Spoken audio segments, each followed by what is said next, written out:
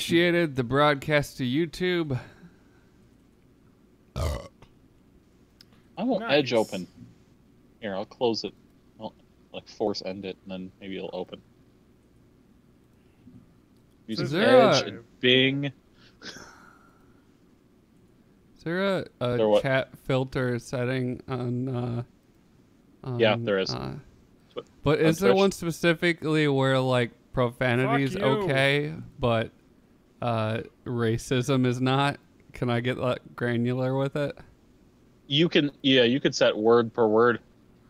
Don't That's do a lot of that. work. Because then you have to type in those bad words. You do. Yeah, I don't want to do that. What are we? What are is we love? men or are we meat? Baby, Oh, don't I hurt think me. I got it. Don't hurt me. Yeah. No more. I don't want the N word and the F word on my stream chat. Oh, there is the second high. I was at the highest filtering setting. The second highest is pretty much everything except profanity. So you can talk So about that should be butts. what we want. Let me grab the volume mixer and make sure my microphone is set correctly. Looks like Metroid Fusion is going on for GDQ. Oh, I know. I was watching it just a minute ago. I watched Star Tropics. That's a really interesting game. Did you watch Keyzeron's run? No, I didn't. I mean, he's the big guy I follow, but I was working when that happened. I Oh. heard it ended up like shit. Okay. He was really upset about it later. That's okay. We can call it. Can we call it a 98% run? Because that's what happened. It was funny too, because like the whole like last 20 minutes of the run, they're like, you know, we might not be able to beat Red. I don't know. Well, we'll try. And then they got to the end and they just were like getting one shot constantly. I was like, well, Oh wow! something got messed up with their manipulation they were doing with the random number stuff. So it fucked up. I mean, that run's not as long as the old version is. Like No. the actual real second gen. Yeah, it's still like But- 2 hours though. It's a long run to not be able to It's like- finish. It's like 250 on a good run. Yeah. Like if you're gonna marathon and definitely have to go through it. Yeah. But it's not like the three, I think 330s for like Yeah. actual crystal or I think- original gold silver. I think we should try and speedrun a game. You and me, TJ. Let's do a blind race. Fair enough. I don't know any games that I could beat in a sitting though, so it's hard to do a blind race. Actually, I can think of one. I could beat I could beat Portal in one sitting because that's like a. I've beat hour. originals. I've beat original Zelda in a sitting once, but that was 2 I've hours. never- And I know the speed runs are like 30 minutes. Yeah, that's the problem with like a blind run is that you just kind of are going. You're just trying to go. You have to like clip through stuff and like do all kinds of tricks, right? Yeah. You can't just For the Zelda play 1 game runs, straight through. Yeah, Zelda 1, you start with level 3. Yeah. You don't even do the dungeon 1 first. Mhm. Yeah, there's always crazy like strategies with that. Oh, I'm shit. getting my my vast collection of Neon Genesis Evangelion DVDs. I think I've watched like half of one episode of that. Okay. Everyone who's a big animator is like, yes, it's got an important part in history. It does. If you don't feel like you'll get into it, you probably won't. I will like triple that recommendation. This is an anime that stars 14-year-old boys and girls, and it is about feelings and Yeah. angst. And I watched it when I was like 13, so it really was perfect for me. I've watched the end scene. It was so uncomfortable to watch. What ending scene? Because there's like Talk 6 about where the- endings. The Because like where they're all like clapping at you've now Yes, that clapping is at the boy who's just That is the original ending of the anime, and then this DVD came out, End of Evangelion. is that OVA. This is the movie that replaces the last 2 episodes. Okay. With the actual ending, where stuff happens, whereas the whole plot of the show, and I'm going to spoil it because you guys are never going to watch it, is the idea is that they're creating some sort of project. It's super pseudo-religious because it's Japanese, to take human evolution to the next form, where everyone becomes one giant being, basically, and all souls merge together. And Like It's the Borg. Yeah, you kind of find that out at the end. So, in the final 2 episodes of the TV show, they're like, oh, we're just gonna kind of like have the main character like sit around and like talk to a psychiatrist about all this, and like have some cuts and interstitials and like him talking through his like problems, and then everyone claps, because that's the idea of the spiritual human harmony. With rather than everybody being separate entities, we can all combine as one, and the issues that we have as human beings and are all gone. He's able to work through them, and that's kind of like the way the ending is. This, everyone fucking dies, and there's a million fights and gunfights because that's kind of what happens, you know, because like they're like, we want to stop this, and but the show just kind of glosses over it and kind of does it in like a weird way, which I liked. Yeah. I like that because it's weird, but this is cool too. And god damn, does this show have fucking amazing music. Like, Matt, if you ever want to hear awesome like Baroque tunes being used, I think many parts of Mozart's Requiem show up in this show multiple times. Nice. You know, and other classical stuff too. But I mean, it's like all like, it's very religious inspired. So there's a lot of kind of, yeah, because Japanese people are like fucking crazy about religion. They love to Running in the 90s. They just love like, I don't know what that is. They're just their way into like Christian mythology. It's like a weird thing. Anyway, I'm having trouble filling out the oh, doc but because I didn't do shit this sorry, week. this DVD right here that I bought for $20 in, when did this come out? 2002 or probably not 2002 because I was in high school. 2004-ish. I think I got it used because you can see the top here's got a little sticker. So I probably got this at pre-played for like $20. This used $75 on Amazon because they never made more than the original run, and they've never re-released this. So that's the only way you can watch it. This box set that I paid $60 for is $200. Fucking insane! Because this has never been released in streaming services. There's only, you can watch it on the DVDs that came out in 2002. It's because this is the way anime used to be. You had to spend hundreds of dollars to get box sets. I mean, this is 26 episodes on 8 fucking DVDs. Why? Because they wanted you to spend all that money on it, because they fucking... Because anime... every other one would do... Because 26 episodes used to be 6. Yeah, it's normal a niche, people. It's a niche market. So anime used to be such a niche market that they were like, well, the only way we can get money because so few people watch this is we need to charge a lot. Now they don't, but this yet will never get released. I don't know if they could ever do this. There's a lot of nudity of 14-year-old people in this show, which is not a lot. You're talking the nippless nudes, right? Yeah, well, and there's also nipples in this movie of a 14-year-old, but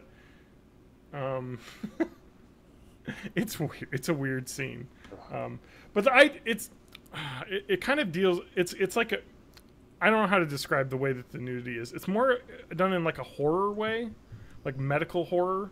You know, it would be like in a Holocaust movie, seeing like, you know, naked people being sent into like that. It's not done for any sort of like sexual thing. It's like kind of like, oh my god, like that. It's terrifying. Look, like the nudity, like you weren't expecting it. It kind of shocks you. But also the nudity of one of the characters doesn't really count as a 14-year-old girl because she's actually some sort of ancient angel creature that you find out about. So she may look like a 14-year-old girl, but she isn't. But anyway, it's stupid. It's hard to get into, but I love it. And these DVDs are fucking awful. They're interlaced, and I've been trying to figure out the best way to rip these, and they don't even look good on my TV because there's like crazy. Because you need like a shaking. CRT monitor. Possibly. There's crazy screen shake that happens, and then every like few seconds or so, you can see the image will kind of like judder to the right and then down, like every time it changes like a camera angle. And I think it's because, and then I watched this on DVD on my TV, and I watched it on my computer, not through the ripped versions I made on DVD, it still happens. So it has something to do with the transfer that they did. And I knew that was an issue with these DVDs, which is why they did re-release them once in like 2008, and they didn't make any of those, and those cost like $200 for that set. So, and they ruined it because they ruined the sound because they removed the surround sound that this has, which is actually fucking amazing surround sound. It's fucking nonsense. And this company doesn't exist anymore that makes this, so I have no clue who has the rights to it. So it'll never come out again. And Well, until Funimation finally gets it. I have these, the big one, which are the remastered director's cuts of the last 21 through episode 26, which I also have, which actually look good, but they changed the English voice actors because they couldn't get some of them back, and that ruins it for me because of the nostalgia of watching the original characters. This says 15 plus. There's boobs in this, but you know what? Whatever. 15 plus can hail boobs. They're fucking boobs, huh? Deal with it. Yeah, We all have them. Deal with it. Just Deal with the it. boobs. So that's what I've been up to this week. All right, I let me get levels. haven't done We'll start. shit. I know. Oh, I should neither pull up the doc. I didn't put anything in there, but Neither did I. I put a little bit. In. There's no like gaming news either. well, No. I want to talk. I want to talk about We're in the dead No, zone right now. There's a little bit of Odyssey news, not much that Man, matters. I wish I could have like saved this stuff for the podcast. Well, it It may was not even be recorded on- if you want to edit it in. Yeah, it'll at least be up on YouTube. All right, let's everyone be quiet. Let's get audio levels. Okay. All right, here's me. I'm John. I'm talking about anime. All right, Matt. This is me. I'm getting used to this new mic. Yep. Making small adjustments. Tej. I'm totally here, and I'll talk about high score challenges in that one game. Okay. All right, let me listen.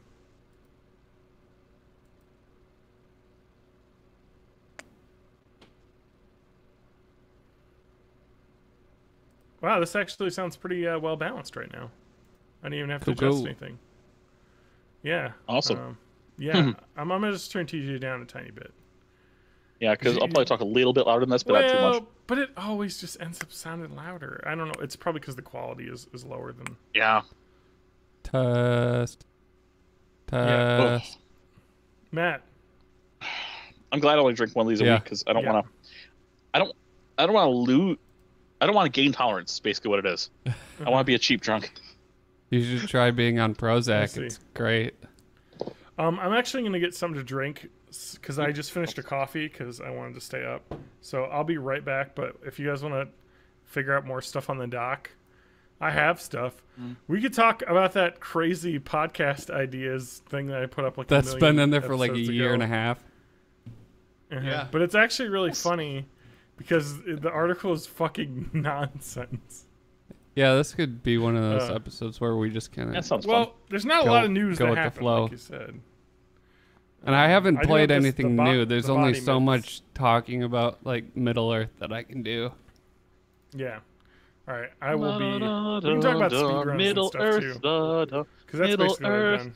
ba ba ba. Middle Earth. That's the theme song of Middle Earth: Shadow of Mordor, right? Yeah. Uh huh. Shadow of got it. Mordor, Shadow of Mordor, Kill some Middle orcs Earth, and then. Shadow of see a dinosaur. Mordor. All right. I'll be right back. Ooh, another speedrun I watched this weekend was Donkey Kong 64. That was fun. Because there's a couple of big things in there that were kind of interesting. I'll talk more about it in the podcast, but basically almost every wall has a way to walk through it, and you go out of bounds. I'm looking this up. What I you looking don't up? think I ever played Donkey Kong 64. No, If you I did, you definitely would- did not. Well, Yeah, that's if you did, you weird. would. If you did, you would have remembered every time you get one of the big bananas show up. It's a big voice that says, "Oh, banana."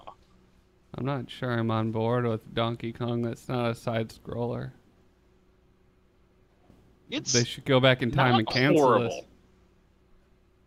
No. If you want to see something that you should go back in time and cancel, you should watch the Donkey Kong Country cartoon show. It's like I a think Saturday I morning might have cartoon. seen that. Yeah, it's not amazing. I forgot there was a memory expansion pack for the N64. Yep, I have it, or I should say I have it, but it's with my N64 that I have at my. I'll just say my cousin through marriage. Your cousin It's Vinny. the cousin of my wife. Yeah, my cousin Vinny. Yeah. He has my N64 with my expansion pack. And he's got at least my copy of Majora's Mask, if not also my copy of Ocarina of Time. Oh man. Yeah, I want to play that.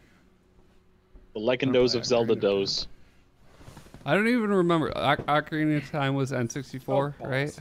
It's all blending was together. N64. Forgot a thing I was gonna bring up. Whatever. Now, John, are you on Alright. studio mode? Thank you for reminding me. I will double check. I am. It actually didn't sound bad though on non-studio I'm on a mode telephone.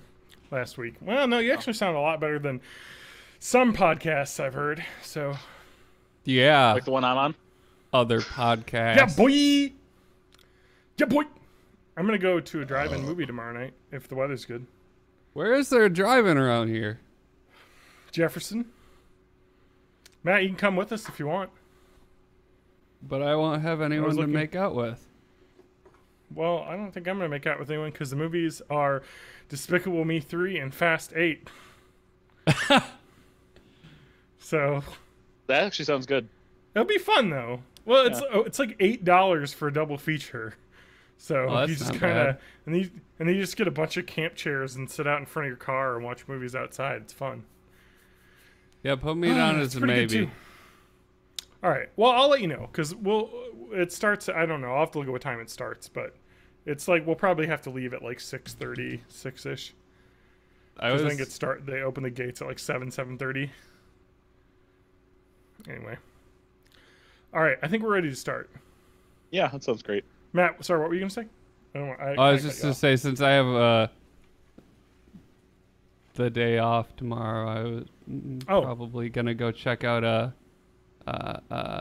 big cat rescue here, because there's like a big cat rescue in fucking Wisconsin. Yeah. Oh, yeah. It's like a big one, like a nationally recognized one. So I've had friends who've gone there and said it's really cool. I want to make sure I'm understanding this correct. I'm assuming Big and Cat are together. It's a big cat rescue. Yeah, No, it's like like lions cougars? and No, it's big- tigers and pumas and shit. It's There's- a big the there's cat cougars. rescue. Big the Cats. Yeah. But yeah, is it legitimately large felines? Yeah, Or is it just huge and has lots of cats? Yeah. no, it's like large. I guess the people that started it like got some tigers, I think, because they were should gonna probably do like a start. roadside attraction, and then they were like, "Oh shit, this is like these guys need like a lot of care.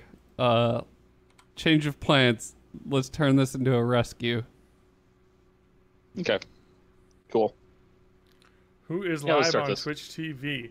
Matt Hag is. I'm going to do a thing. Let's do. I forgot tweet salad last time. Tweet salad, salad of Just like tweets. tweet something. I love a tweet salad. So let's go to Twitter. Hashtag salad, and we'll start. Hashtag wow, I have a CNN friend memes. Okay, so hashtag. Oh wait, no. Streaming podcast recording. Hashtag patriotism in 4 words is the hashtag that's trending. That's streaming podcast recording now. That's hashtag patriotism in 4 words. Hashtag T Hashtag G20 Finale. summit. Hashtag lazy ass songs. I'm just going through I just every. noticed the chat. You like that? Yeah, that's about right. Hashtag Yankees. Hashtag stadium. Hashtag drinking. Hashtag podcast. What I like most about your hashtag salad is just how effective it is. It's gotten zero and how you listeners. You won't have the website. Yeah. No, I put it in this time. I update my followers from 16 to 17 because I'm big time now. You're a baller sauce. I'm a shot caller. Let's get fucking started, man. Yeah, please. Welcome to Born in the 80s episode. You didn't even know the number. I was stopping because I thought you were gonna start talking. So check this out. If you're looking at Twitch, it might say the wrong number because I didn't update the title before we started broadcasting. It's 273. Yeah. Listen to that. You hear that? Cool. That's good Foley right there. Is that Burt Reynolds you said? Oh, it's Bourbon. What? Bourbon Reynolds. Bourbon Reynolds. From Evan Williams. Ryan Reynolds. Barrel. I also have Oberon Ale. Bell's Oberon Ale, which I like. American wheat. Oh, that's a wheat? I forgot. I thought that was a pale ale. I think they make an Oberon Pale Ale and a wheat. Wheat. I thought this was a pale ale as well, but I'm going to drink it anyway because it's probably really good because the other one's really good. I think Oberon was what I was Born drinking. In the 80s. Welcome to Born in the 80s, episode 273. I'm your host, John Rowe, joined by my co-hosts. Matt Hag. And TJ May. Whoa, TJ trying to jump in. TJ, what do you have on your face? Oh, it's a piggy. It's a cell phone stand that's now suctioned to my head. A cell phone stand? That's what all the kids are into these days. I've seen. Yeah. It's a suctiony cell phone stand that looks like a piggy. Although it doesn't look like a piggy because it's got a straight tail. It was what I normally have on my phone to stand it up, but this time I used an empty box of that Bottle Caps candy and my John Philip Sousa award. Is this supplanting fidget spinners? Can I now get like a fidget spinner?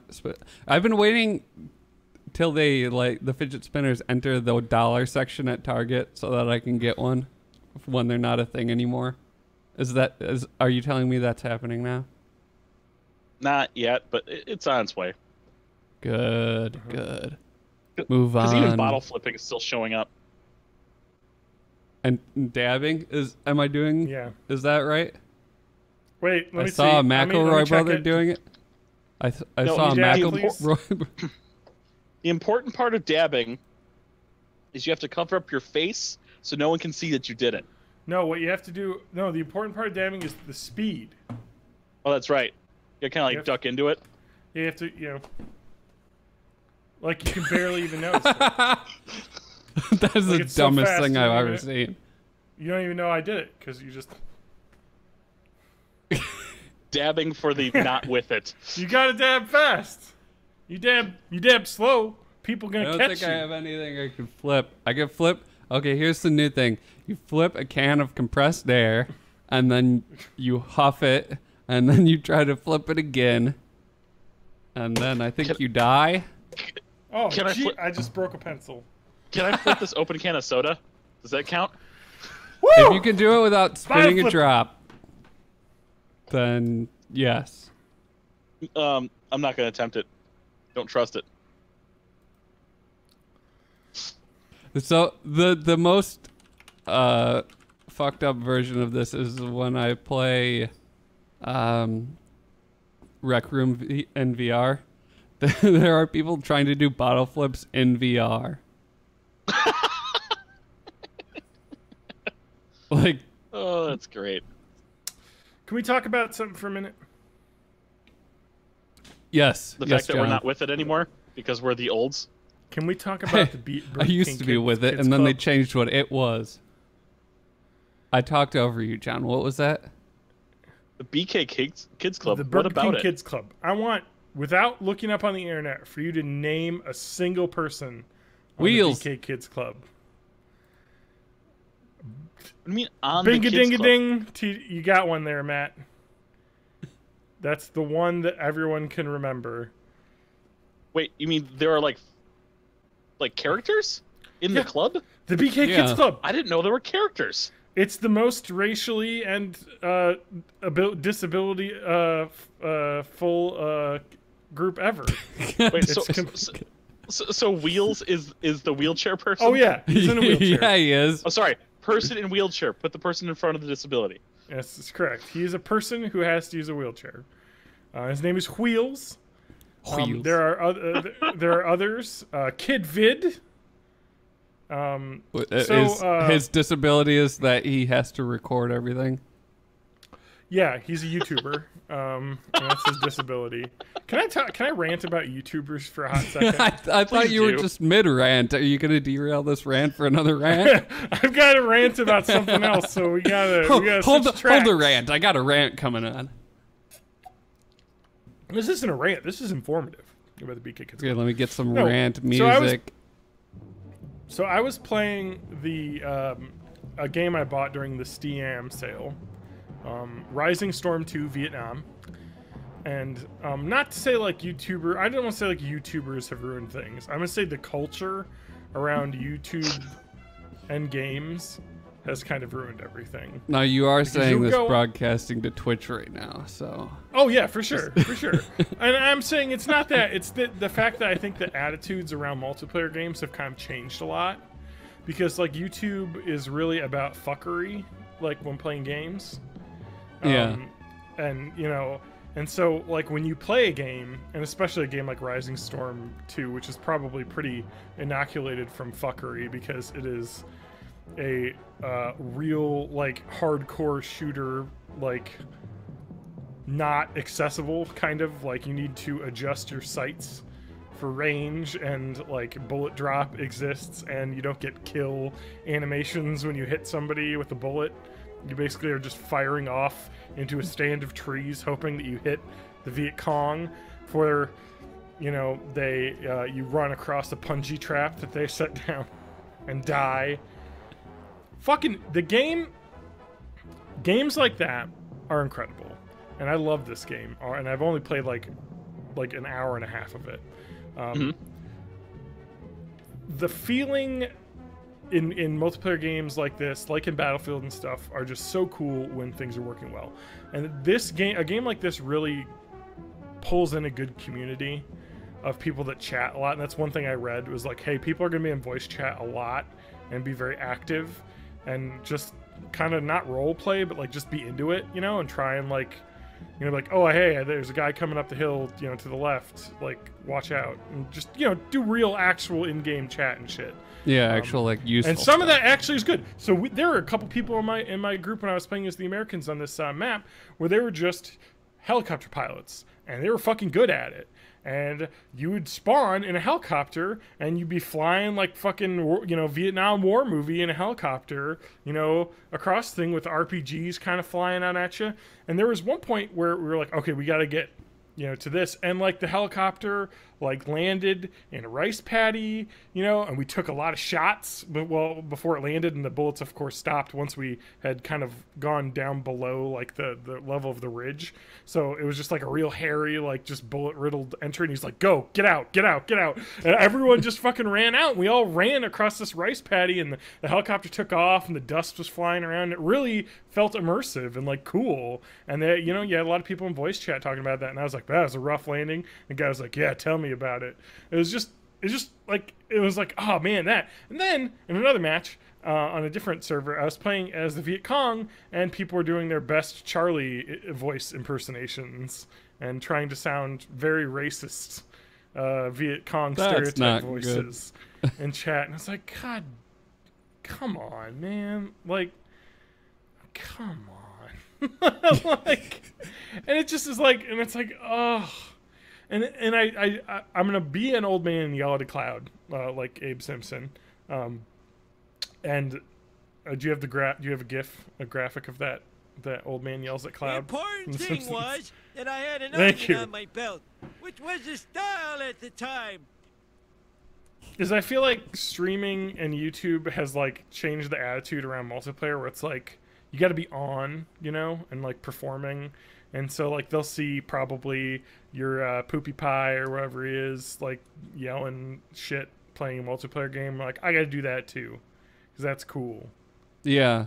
Well, it sucks. Whenever they bring YouTubers into like the EA presentations and stuff, it's just like screaming, like these huge reactions constantly. Yeah. It's like, no, that's not how. No, that's not how it really is when I'm like playing a game. Yeah.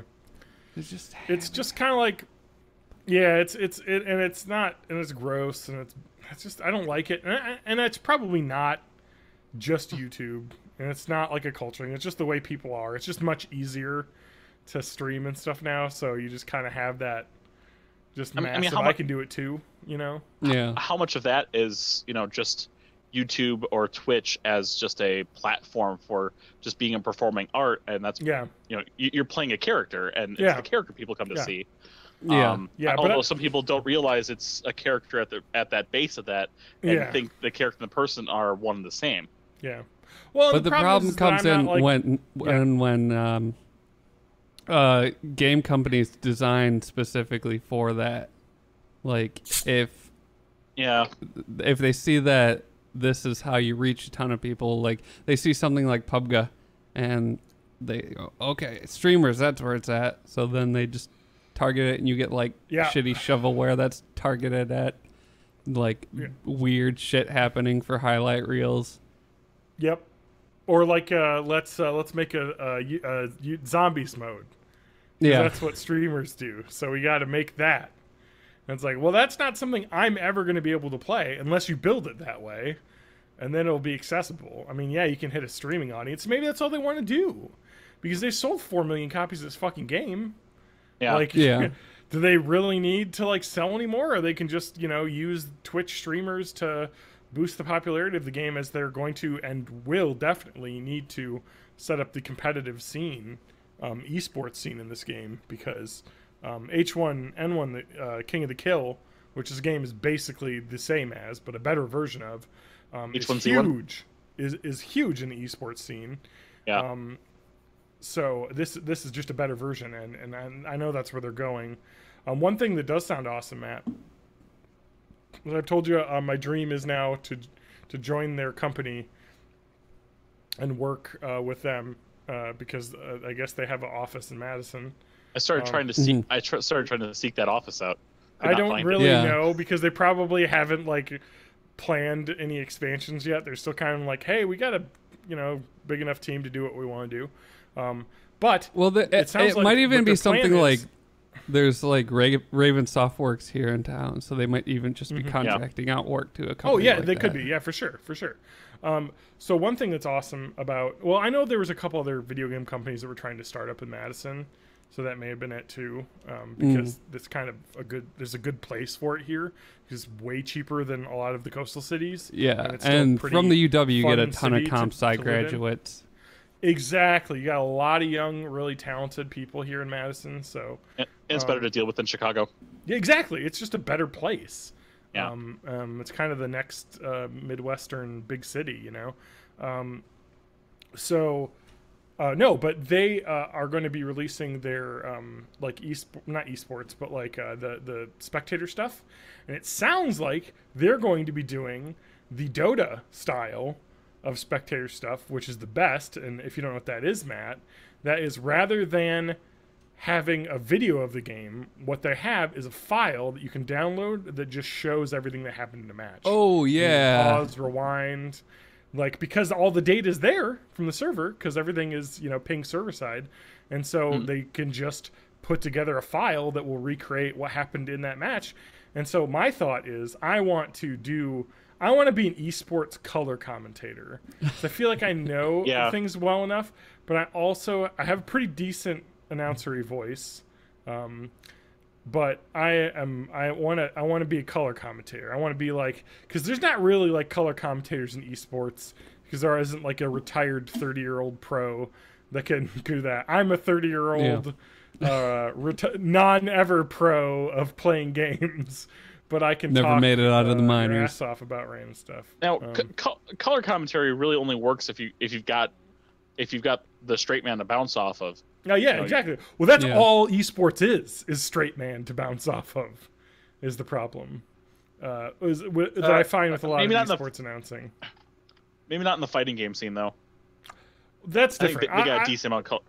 I'm talking about shooters scene. Like if you watch Counter-Strike, I think that the casters do a really good job of calling a match and doing a good job of explaining tactics and stuff as it's happening, but it's extremely dry, I think. Which is so it's tactics and mechanics solely right now, and you need to, kind of someone that deals with the drama and background. Yeah, exactly, like the drama of the match, of the moment. And I mean, even in real sports, like that is difficult to find good announcers, that do that. It's pretty rare. I mean, you have your classic, greats, your whatchamacallthems, like not even like sports announcers, but like the club announcers. Like what was his name? The guy from the Brewers that was around. Bob forever. Uecker. Yeah, Bob Uecker. Vin Scully for the Dodgers. Like, you have these like classic personalities that are just always amazing. I think they're play-by-play guys though. So, or no, they're color, aren't they? Or they I don't know. Anyway, it doesn't matter because we're getting lost in the weeds. There isn't. So what's good is the StarCraft 2 announcing team of Tasteless and Artosis. Yeah, I was going to bring them up. I think they still do stuff because Tasteless. He was the play-by-play guy, right? I think Artosis was. Artosis was like the knowledge guy. Was the color guy. Yeah, and it was perfect. It was such a good team.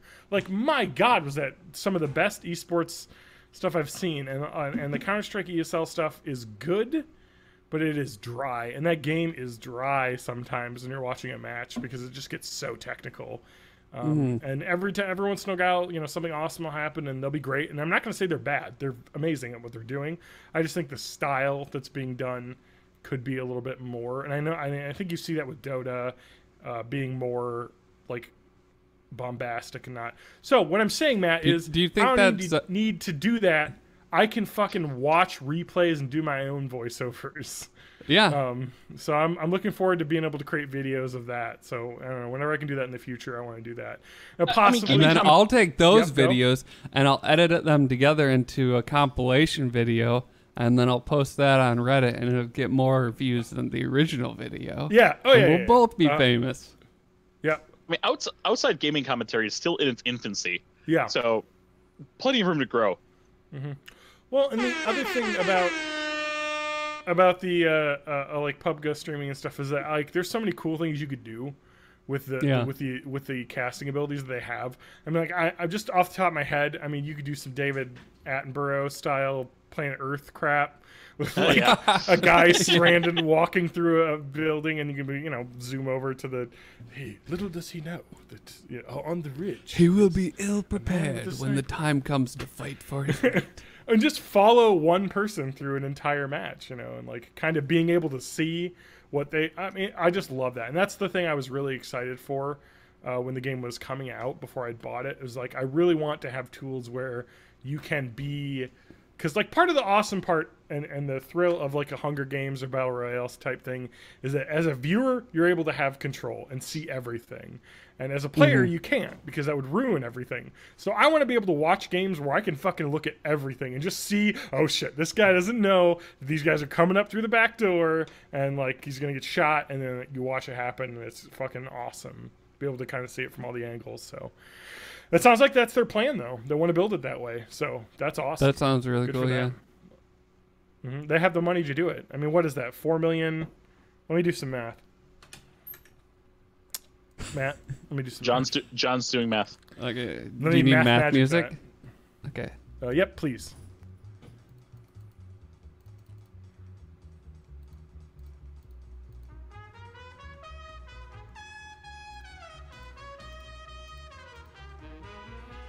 I've got math done. It took you so long to get the music up. Well, it was a quiet intro. 4 million copies. They sold 4 million copies. $30 pop. Roughly $120 million. Steam takes a 30% cut. That's the math I needed help with. $84 million they've made on the game so far, give or take probably like 10 million based on like. Plus, there's like venture capital money, free. I'm sure. Exactly, because there's no way they built this whole game just with nothing. So I'm sure there's more. So that's how much profit they made on the game is 84 million because Steam takes a 30% cut. So I think it's only on Steam. So, and that's not to mention the in-game items. Actually, now that I think about it. There hasn't been a lot of that, but they do get a cut off the in-game items sold, as well as Steam getting a cut. So, yeah, they've made probably. So they got money to burn. 84 million is probably a minimum. Yes, they have a lot of money to spend. Like I was saying the other day, they should just hire us as seat warmers. Like they could pay us. Just get us in there. Just a few dollars an hour just to keep the programmers' seats warm when they're like on lunch break and stuff.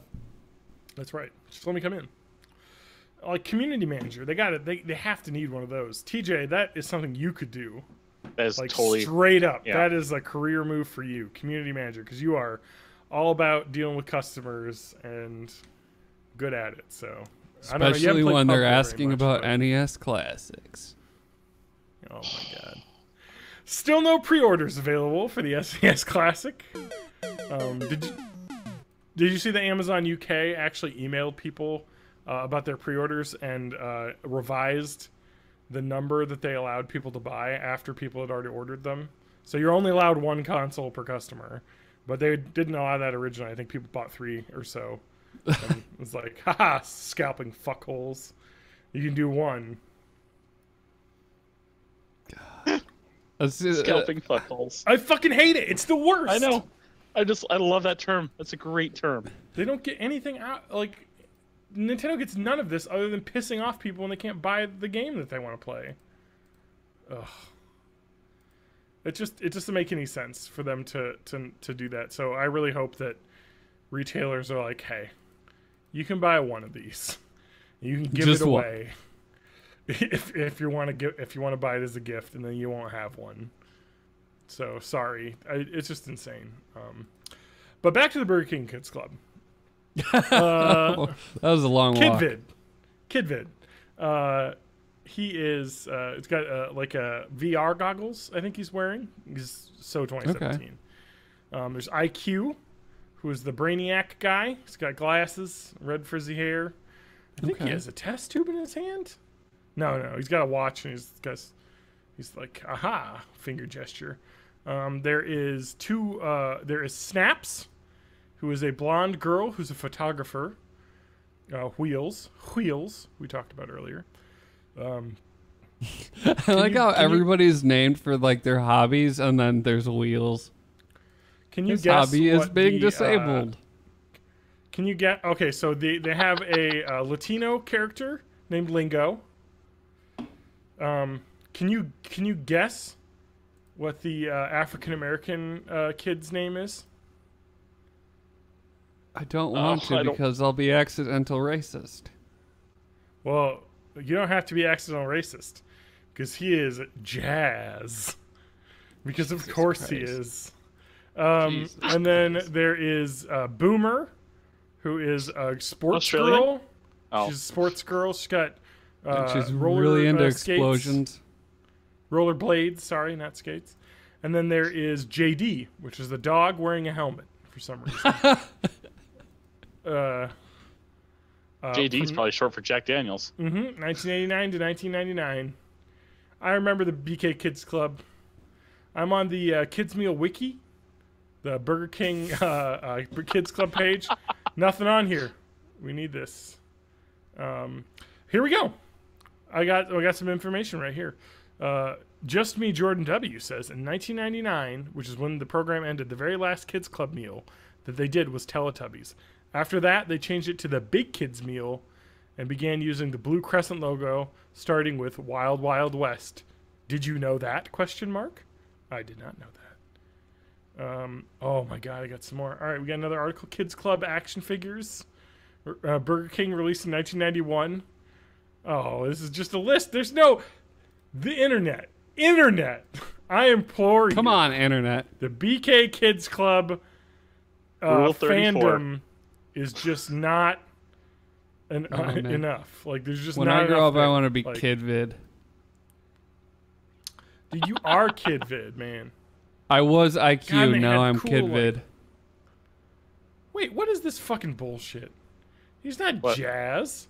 The wiki's wrong.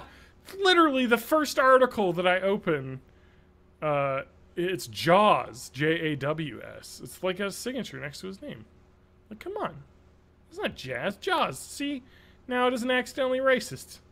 And Does we he like thought eating? Burger But King it's was... No, he's... confusing. He actually... This is like the most 90s like thing you've He's ever got like seen, the though. Planet Earth This, like, sweatshirt crew. on.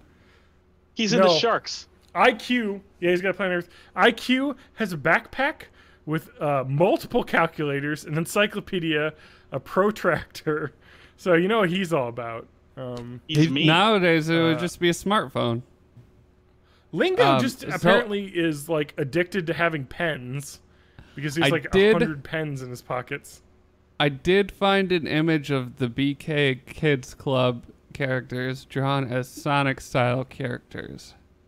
So that's a thing that exists in this world. And now we just need to put them into Sonic Forces.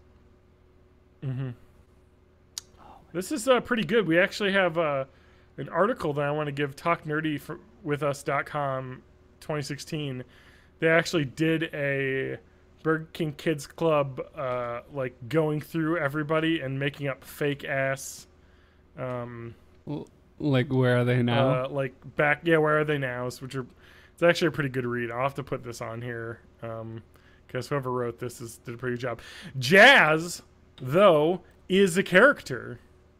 Check this shit out. Late addition to the Burger King Kids Club in the early 2000s. So I guess they must have gone on beyond that. Jason Jazz.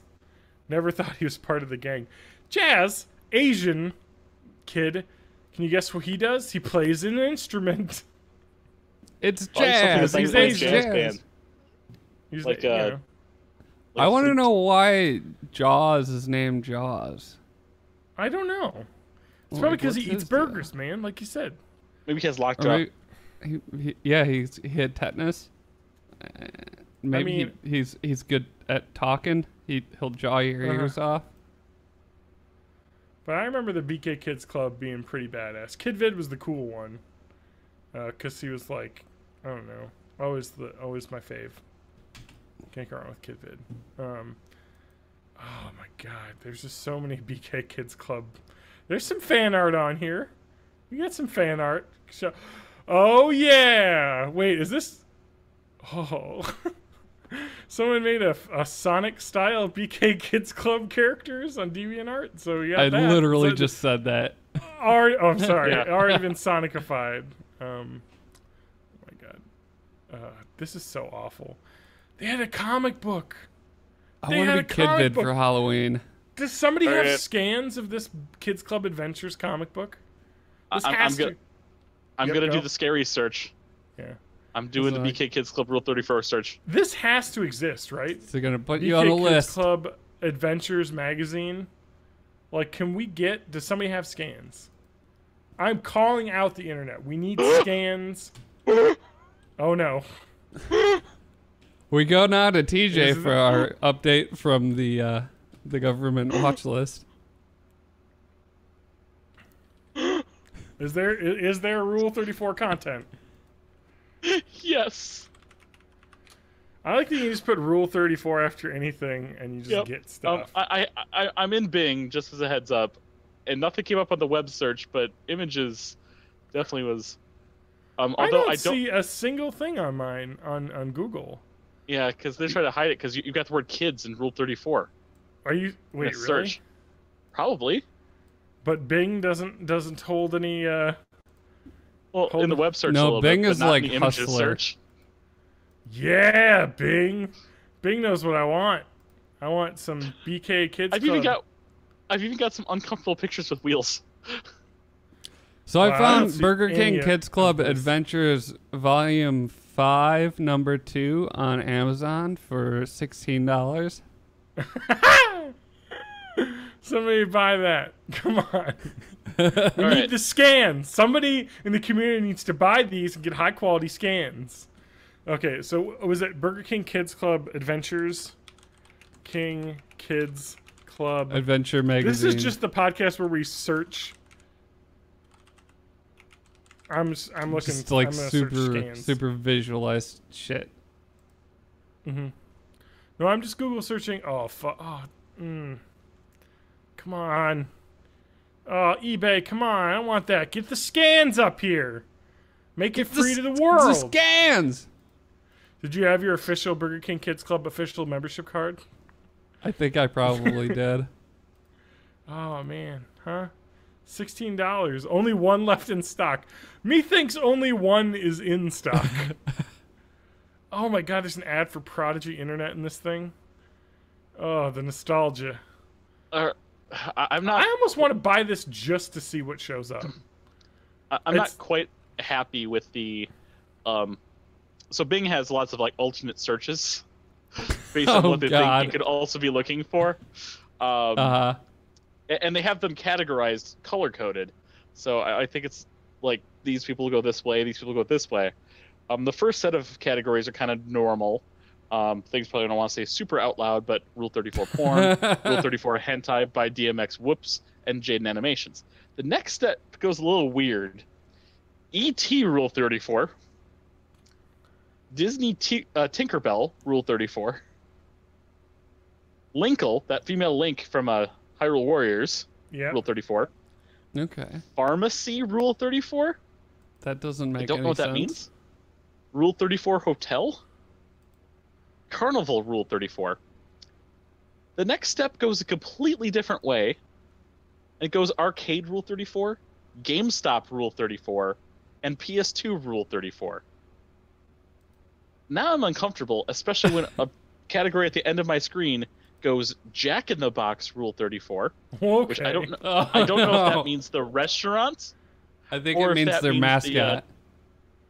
Yeah. Oh man. Mario Kart 8 Rule 34. And the last one, which should never be searched by anyone, Abortion Rule 34.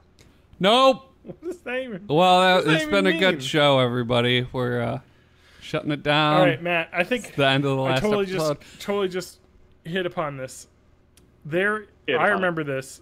FHE, Family Home Entertainment, put out Teenage Mutant Ninja Turtle episode VHSs that were Burger King Kids Club like toy things. I remember getting these in the mail, sending off like bag tops or whatever to get a 4-episode Ninja Turtles VHS. Dude, I fucking have one of these at home.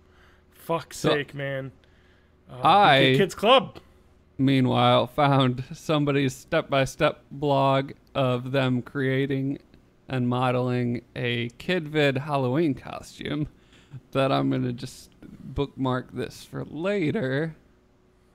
And so Medium.com made somebody wrote an article on Medium.com, which we can get back to later in the episode because I have another thing from Medium.com, which is basically a blog where you can put shit up and it looks like a professional website so people can like link it. But they made a Burger King Kids Club fan thing where they like an article about the Burger King Kids Club on social media nowadays, and I can tell you that KidVid is very much against the liberal cucks that exist, and his friends Jaws BK. We used to be a club. Really disappointed in you, KidVid, SMDH. And of course Snaps had to say, I stand with Wheels and Jaws. The club is about burgers and adventures, not hate. #love. So there's a Pepe meme, of course, that KidVid shared as well. So it sounds like he's a avid Trump supporter now, KidVid. Well, that's canon. Now I don't want to dress up as him.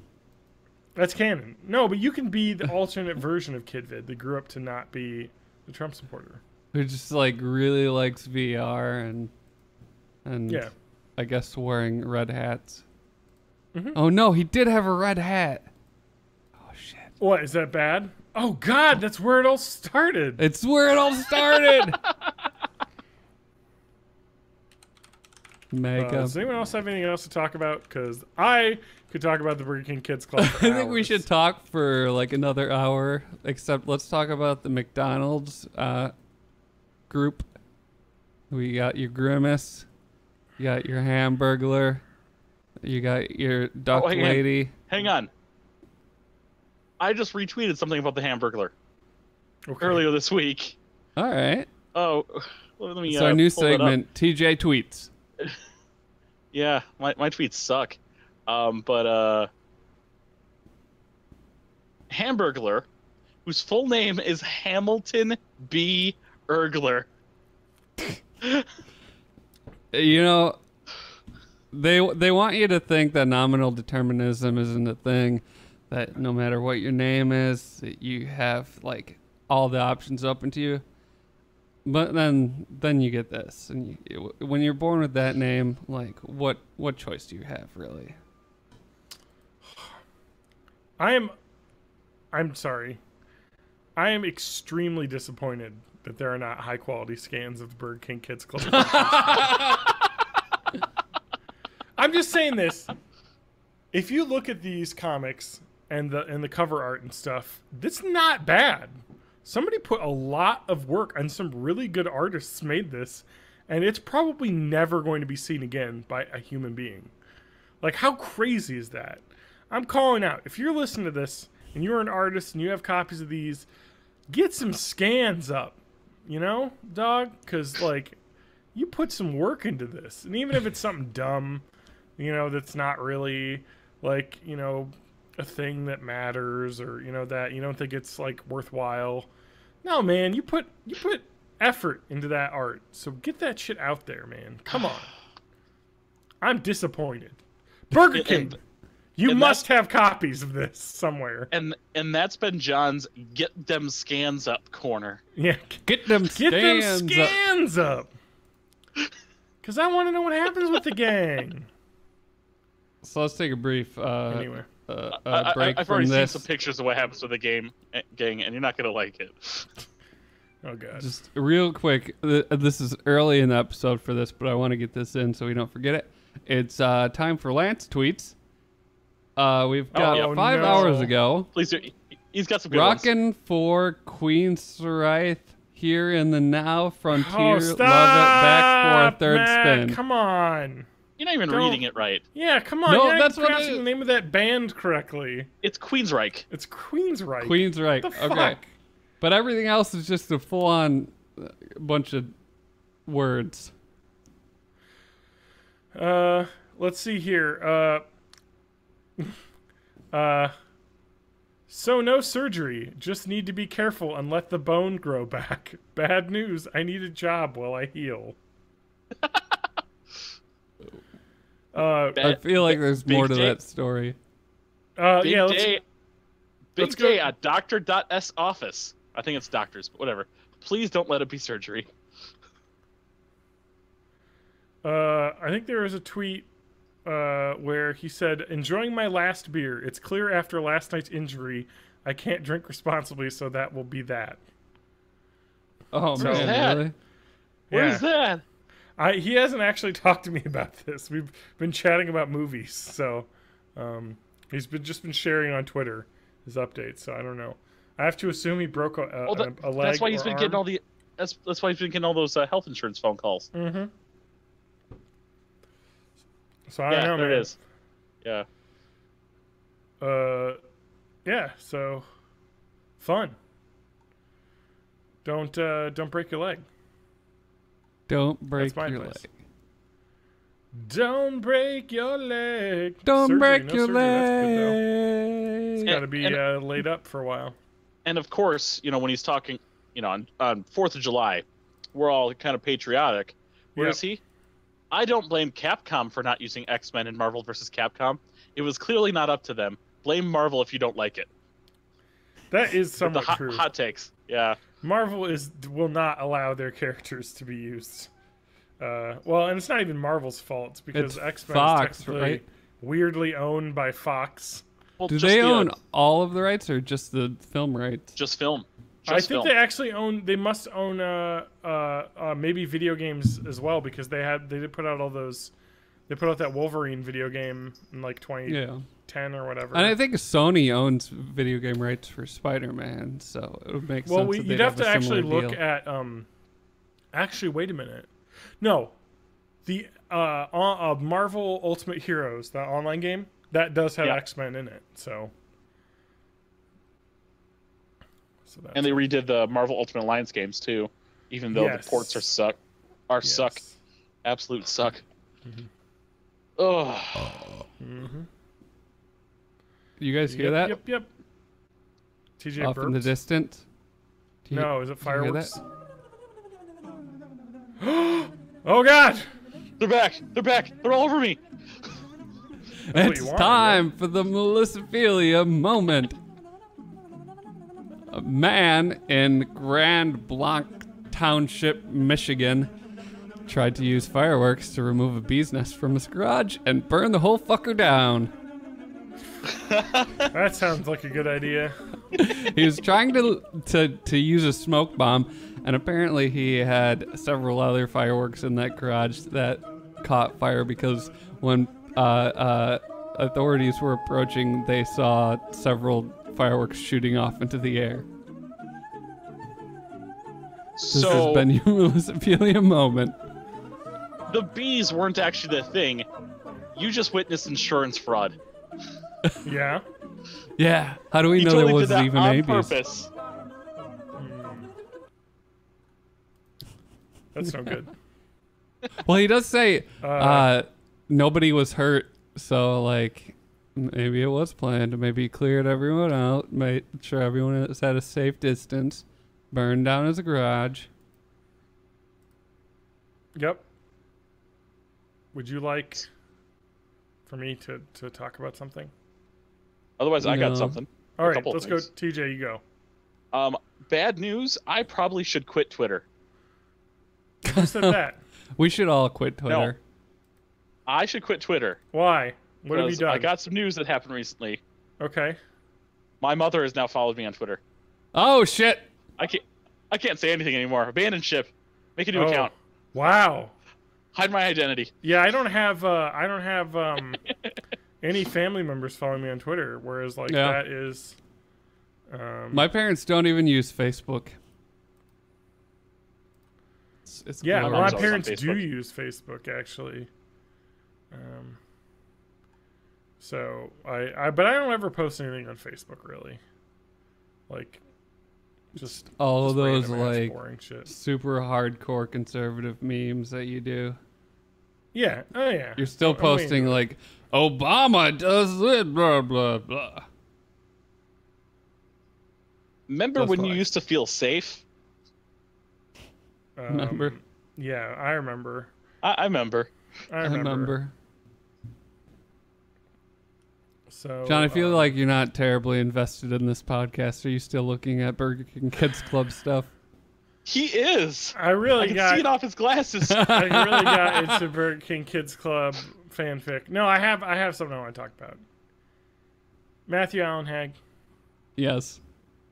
would you like to TJ, actually, sorry. Yes. Sorry, Matt. This Oh, is for fine. I'll just leave. TJ, have I'll be I over know here if you you were need talking me. about how because you wanted to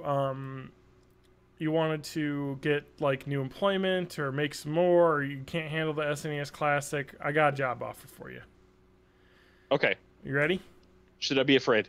Maybe. A couple Okay. in a small village in the Scottish borders is reportedly seeking a live-in nanny for their 2 small children. Okay. Sounds like a heck of a deal. 63 grand a year. That's more than I make. With 28 vacation days, more than I get. This is a cush job. What am I doing? Plus, you get the bedroom with a private bathroom and kitchen. Got your own like thing. Perfect place to stay.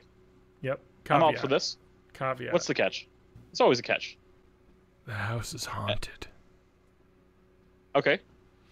According to the post Sign on me up. childcare.co.uk, the couple has lived in their home for about a decade, having been told that they bought it that could very well be filled with the souls of the departed. While they said they haven't personally seen any evil spirits mucking up the place, they've lost several nannies over the past few years, all of whom quite possibly left the house like this. Of course, there's an image of I forget what movie this is, but a priest from like the Exorcist. Exorcist. 5 nannies have left the role in the last year, each citing supernatural incidents as the reason, including strange noises, broken glass, and furniture moving. This obviously has been a period of great upheaval for our children. So, what do you think's really going on in this situation? Molestation. Whoa, TJ, come on, that's too far. All right, Oh, sorry. You gotta build up to that. Okay. Inappropriate touching. I think that Gas leak. that they're like, I think that the dad is just like coming over drunk to like the nanny's room and be like, "Hey, how's it going? Like, you wanna feather duster my downstairs chandelier?" Matt might actually be on the right track. He mentioned gas leak, and I know if there's any sort of weird chemical buildup, gas release, whatever, and if you live there for a while, you don't start feeling that. But people who start coming in and then start getting it and then get affected by it, they have not built up the tolerance. Yeah. Possibly short-term hallucinations and things like that. Yeah. That could definitely be a possibility. Hashtag horny dad. Hashtag horny. I think it's some sort of like some ergotism or something, some sort of hallucinogenic mold. Mm-hmm. Or maybe it's intentional hallucinogenic mold because of the molestations. Or these people are just like dicks that are really hard to work for, and this is the excuse that keeps getting used. Yeah, I think it's the horny dad. I'm not budging. And I think they're just like, yeah, there's ghosts. That's why I gotta leave. Like, oh, I can't stand how haunted we are. No, the ghosts is the fact that they're ghosting the dad from sending inappropriate texting. Please don't remind me of Ghost Dad. It makes me sad. Not ghost dad. Oh, take ghost dad. Now it makes you sad. I had a ghost dad poster. My cats ruined it though when I moved. So it was left in a box that I think they sat on. Maybe that was intentional. Maybe they knew. They knew. Maybe they knew. They knew that I didn't need a ghost dad anymore. We're talking about Cosby. What? You know, he's not even a real ghost dad yet. That's not even what we're talking about. It's back to the molestations. Huh? He's too busy looking at Burger King Kids Club. Excuse me, he was cleared of all charges? Yeah. Clearly he's not at fault. You know, screw the 50 odd people that have accused him, you know. Yeah. You got one mistrial, so that means he's in the clean. This totally should not be the podcast title. But there was one juror that like didn't agree. This one fucking. Yeah, basically. That's what you the need. Molestations. So, but you would take a haunted nanny job? Why not? Yeah, I don't think so. I'd like to see it. Yeah, well, even if I can handle it for like 6 months, or 9 maybe months, it's just the children are just like trying to act haunted, so the fucking nannies would leave because they're like, we don't need a fucking nanny. We want our parents to talk to us. We want parental attention and not some nanny doing everything. If you're watching a movie and there's a child ghost, they're always British. It's a British child ghost. That's true. That's right. It's true. British people become ghosts very easily. It must be in the water in Britain. It's the lack of fluoride in their water that makes them into ghosts. Matt, you ready for Science Corner? I guess. Because I'm. Thank you. I've got to get this out of the way because I've had this one on the list. This is a Lifehacker article I thought was pretty good. 10 stubborn body myths that just won't die, debunked by science. Are you for fat burning? I want you guys to should I not try look and at the guess article? why these aren't true. Yeah, don't look at the article. I want you to guess why this isn't true, basically. Okay. Some of these are like, yeah, duh. let me get some noises. for trivia style noises. That's fine. Yep. Myth number 1. My body hair grows back thicker when you shave it. This is like always been on. They actually mentioned that episode of Seinfeld where Jerry wants to shave his chest, and everyone says it'll grow back twice as thick. Don't do that, and then it proves true.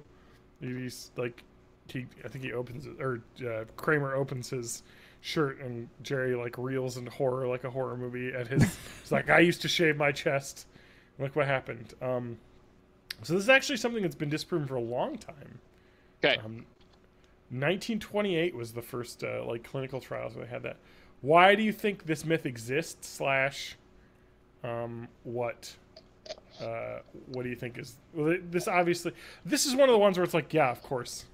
I feel like we're both gonna know most of these, so we should just go back and forth. TJ, I got this one because I have a prop. I have a prop for this one. Okay, sure. So when hair grows naturally, the end kind of like becomes kind of cone where it kind of tapers off to the end. When you shave, you cut, and then you have a flat, wide surface that pops out. It's not that it's actually thicker, just that the end is more pronounced. So it shows up thicker, quicker, but it still grows the same rate. Huh. Okay. And that's why when you wax, since it's growing when you wax or pluck, when it grows from anew, you're gonna get that tapered end again. I see. All right. John, is that correct? Is that correct? All right. Let's see. Wow. Okay, here we go. Strong scientific evidence disproves these claims. More recent studies confirm shaving does not affect the thickness or rate of hair regrowth. In addition, shaving just removes the dead portion of the hair, not the living section lying below the skin surface, so it's unlikely to affect the rate or type of growth, because literally you're doing nothing but shaving off the dead part. The follicles stay the same. Shaved hair lacks the finer taper seen at the ends of unshaven hair, giving the impression of coarseness. Similarly, I said the right word too. Has not yet been enlightened by the sun or other chemical exposures, resulting in an appearance that seems darker than existing hair. So you're right. I think it just comes in coarser because you have a like chopped end instead of just a fine taper that you would see on unshaven hair because it came up natural. So there you go. It feels coarse, so you think it's thicker. I think my other theory on why people think this is because people will start shaving when they're younger, and then as you keep shaving, you get older, your hair grows in thicker because you're getting older. And so you're like, oh, it must be the shaving. It's like, no, you're getting older. You're just an idiot. You're getting through puberty more. All right. So TJ gets a point. 1 point for TJ. Yeah, Matt, you get to start with the next one. You get the first crack. All right. We'll just have... Go. We'll just have, like, one person answer. We won't have us both try to answer. Yep. Myth number 2. Calorie counting is all that matters for weight management and health. So, a lot of people think calories in equals calories out. Sufficient way to do weight loss. So you just calculate, okay, I ate X amount of calories today. I burned this much today. I'm going to lose weight because I have a calorie deficit. And so, and that's consuming, that. So, that's it. That's the thought, basically. So to boil it down, it's essentially saying that calories are the only thing that matters. Because there's like, I know if you suddenly restrict your calories, your body will go to fight or flight and you won't actually lose weight. So that is not part of the myth, right? Yes. Okay, so the type of food matters because certain stuff is broken down way easier, and the raw calories in the food are not always equal to what your body actually absorbs, I believe is the source of this. I don't have any props. So, no, this is fine. All right, let's go through the explanation. This is super long because anything that has to do with nutrition and health and diet and studies is just absolute a mess when it comes to science, because it's just turns out digestive system is extremely complicated. Yeah. And the way that we use food. So many people contest this idea because Professor Mark Haub, nutrition professor, did a Twinkie diet, which created a low-calorie diet that consisted of about 2/3 junk food. and he I believe lost weight, 27 pounds. And his thought was, hey, it doesn't matter what you eat. If you restrict your calories, you lose weight. Of course, this article is saying, well, you know what? That is one guy. And he even questions his own finding. He's saying, what does that mean? Am I even healthier? Or does that mean that how we define health from a biology standpoint, that we're missing something? That when you cut your intake of calories by 800 calories a day, it doesn't really matter what you eat. You're eating so much less that of course you're going to lose weight. But does that actually make you healthier? Yeah. So there was a study in the New England Journal of Medicine that said calories does not provide the full picture of how our body processes food that we intake and stores fat. Because different foods, like you said, are processed in different ways. That two studies here that Michael Eighties pointed to, the Ansel Keys starvation experiment and the John Yudkin study, each tested low-calorie diets with different nutrient composition. The Keys study had higher amounts of carbohydrates and lower amounts of fat. And the Yudkin study had the opposite, high amounts of fat, low carbohydrates. And in the end, while both, I think, lost weight in the studies, the people that ate the high amount of fat and low carbohydrates ended up much healthier. So there is a difference between... Excuse me? You want to stop that? It's very loud. The cat's scratching his face. Yeah, there you go.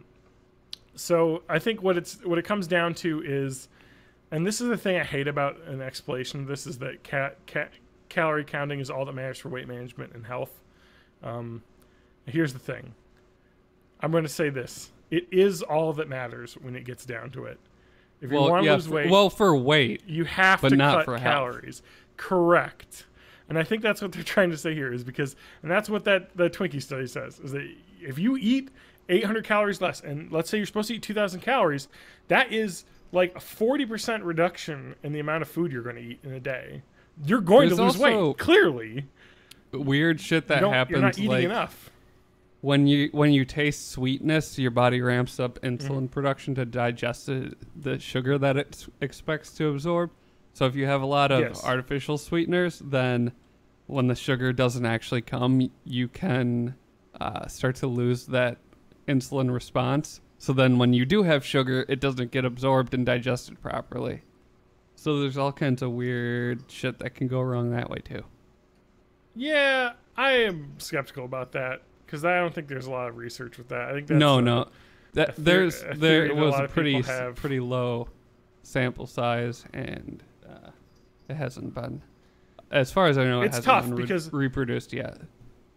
Yeah, that's one of the arguments people have against diet soda, and it's kind of one of those things that's like, it's hard, because a lot of the studies that you're talking about with the insulin resistance, and this is something I talked about in a previous Science Corner, I think even, is a lot of these studies get done in rats, and this, oh man, this is perfect, because I talked about how I wanted to talk about this, because somebody had brought this up on Facebook, but they were like, oh, you know, all these aspartame studies are done, and like these fucking mice got cancer because they were fed aspartame every day, so it causes cancer. And first off, the rats were fed up to the equivalent of 2,000 cans of Coke in one day.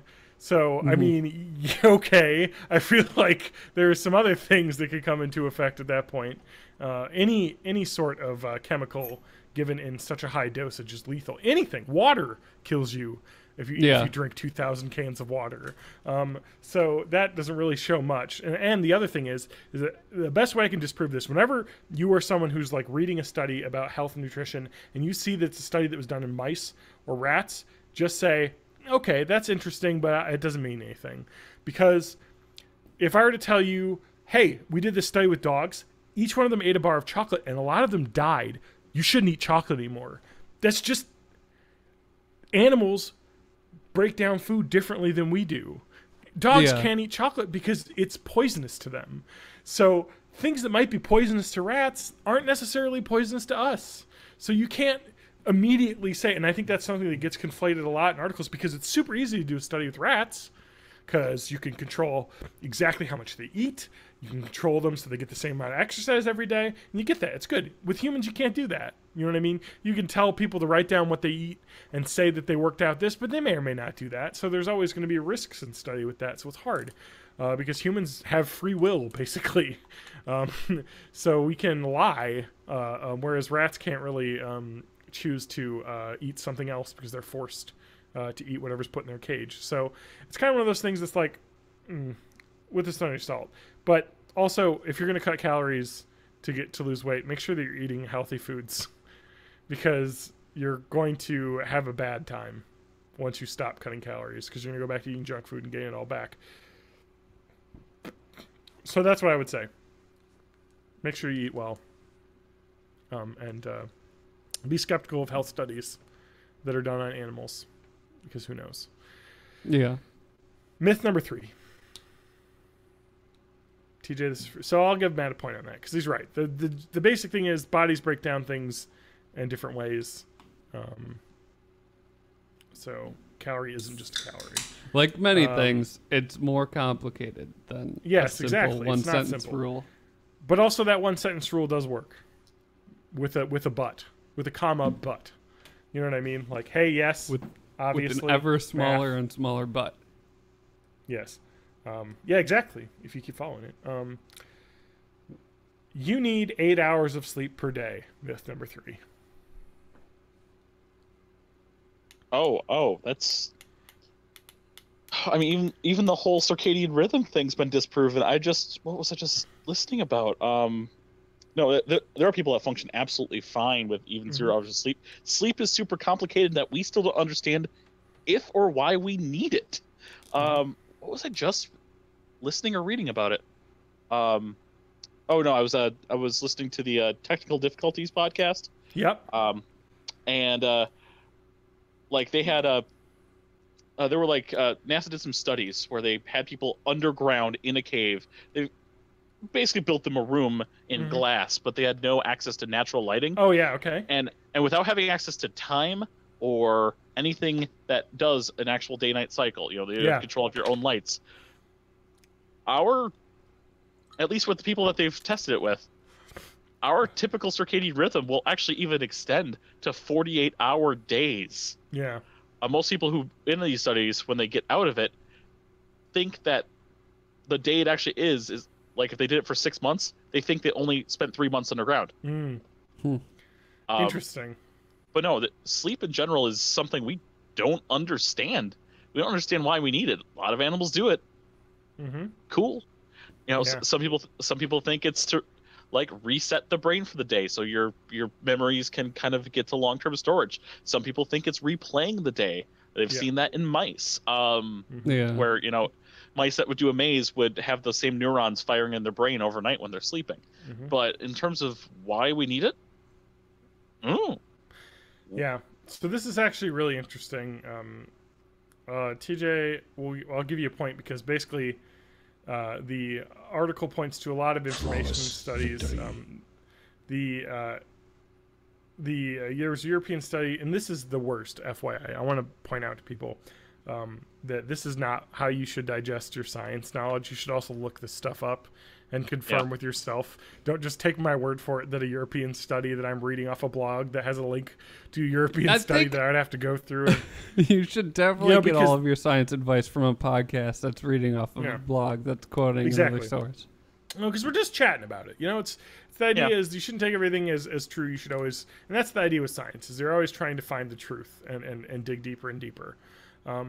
So they did a study where they found European people that possessed a gene known as ABCC9 could sleep for significantly fewer hours than the regular person. They actually found the same gene in fruit flies. And they found that by manipulating the gene, they were able to manipulate the amount of time fruit flies would sleep. So when you're asked how much sleep you require, it really depends on person by person, because different people will need sleep in different ways. The results varied quite a bit. They did a study where they asked people. It varies quite a bit. And the experiences matched the study, saying, hey, some people need 8 hours, some people need 5 hours, can really range. But one thing that is interesting is that people do need sleep. And if you are sleep deprived, you will die. Your body will become very unhealthy if you're deprived of sleep for too long. Which is why it's basically impossible to deprive yourself to sleep for unhealth for so long, because your body knows that it needs to do this. I know part of sleep is your brain will kind of wash itself and clear off the plaque that's starting to build up on your neurons. So if you don't do that, then you just slowly lose functionality. Yeah, it's definitely, exactly. That's why people get kind of drunk, when they're sleeping. And Mythbusters did an interesting study where they did drunk driving versus like sleep deprived driving, and they were like, yeah, it's pretty much the same. So you're gonna want to get sleep. So driving when you're haven't slept for 24 hours is really dangerous. So Wired magazine actually profiled a chemical, or get this, a chemical called orexin A that's believed to work as a sleep replacement. So it's already present in humans in limited amounts because the human body is a natural pharmacy. And when depleted, it causes us to feel tired. So they actually discovered this chemical, orexin A, and they actually made it into a nasal spray for testing purposes to find out if it's used as treatment for narcolepsy. So that's some weird super Adam, soldier shit. Adam, tune in. They actually used amphetamines in World War II for that. Yeah. For soldiers. The Nazis invented meth. Mostly pilots would use them to stay up because they would go on bombing run flights where they'd have to fly for, in the old prop planes for, dozens of hours without falling asleep. So they did UCLA study, really small, in monkeys, of course. They were deprived of sleep for 30 to 36 hours, then given orexin A or a saline placebo, and then they had them take cognitive tests. Whereas the orexin A group scored about the same as the monkeys that had not been sleep deprived, the control group, and then the saline control group was severely impaired. So it really seemed like that chemical made the monkeys not. So what I'm saying is that 10 years from now there may be a pill that makes it so you don't have to sleep. And there will be no side effects. No, there could be, which is why I've actually seen this debated quite a bit, because the idea is, why do we need to sleep? Nobody really knows. It's a great mystery, because there are animals that do not sleep at all, and they don't know why they can do that, or animals that sleep for like an hour a day. It's like, why can they get away with doing that? Well, it's probably the kind of thing where originally there was a survival advantage to just not moving at night, and then over time your brain's like, oh hey, I can use this time for other stuff too, so I'll just add on a bunch more features, and so by now it's just like a crazy tangle of a bunch of different reasons. Exactly. And I think that's part of it, is that a lot of people in the prevailing theories are, like you said, you need to sleep and you kind of replay the day a little bit in your mind. You kind of, and then that's a thought that was something done with humans because our large brains, it was a competitive advantage to have your brain replay events so that it's just more in your memory, basically. You know what I mean? It's a tool, or even imagine future events. Yeah, because our greatest tool as humans is our brains, because it just allows us to be above every other creature on the planet. So, but they talked about the possibility in there, it's very possible that there could be supplements that you could take that would make it you didn't have to sleep. But the question would be, would you want to do that? Or no, I like sleep. Or would that I'd just do be it all something the time you'd be if like, I could. all right, I got this really busy weekend coming up. I want to do this. I want to be able to stay up because I got a lot of stuff to get done. And then what happens when we have the dystopian society where, hey, actually now that everybody can work for longer because you don't need as much sleep, so you can work 12-hour shifts now, because when you're home, you've got the other 12 hours. You don't need to spend 8 of those sleeping. So anyway. And then it turns out that your body just runs out of juice twice as fast, so you die at age 40. Mm-hmm. Here we go.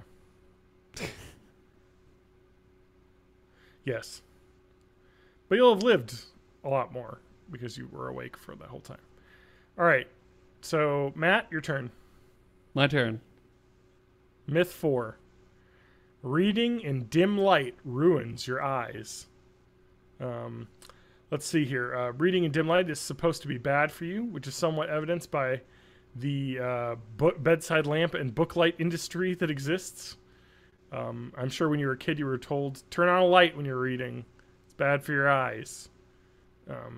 I just do it because it hurts my eyes to read in dim light. Because I'm old now. Yes. All right. Well, Matt, I'm going to give you points right here. Because I'll tell you what happens. Children's health researcher Rachel C. Vreeman, an assistant professor of pediatrics, says that what happens when you have dim lighting is that you strain your eyes, which you're talking about. It can hurt your eyes, but it doesn't. But that never causes any serious or permanent damage. It just makes your eyes hurt, and that's not actually damaging your eyes. It can have multiple temporary negative effects, but it's unlikely to cause permanent change in the function of your eyes. They said even in patients with Sjögren,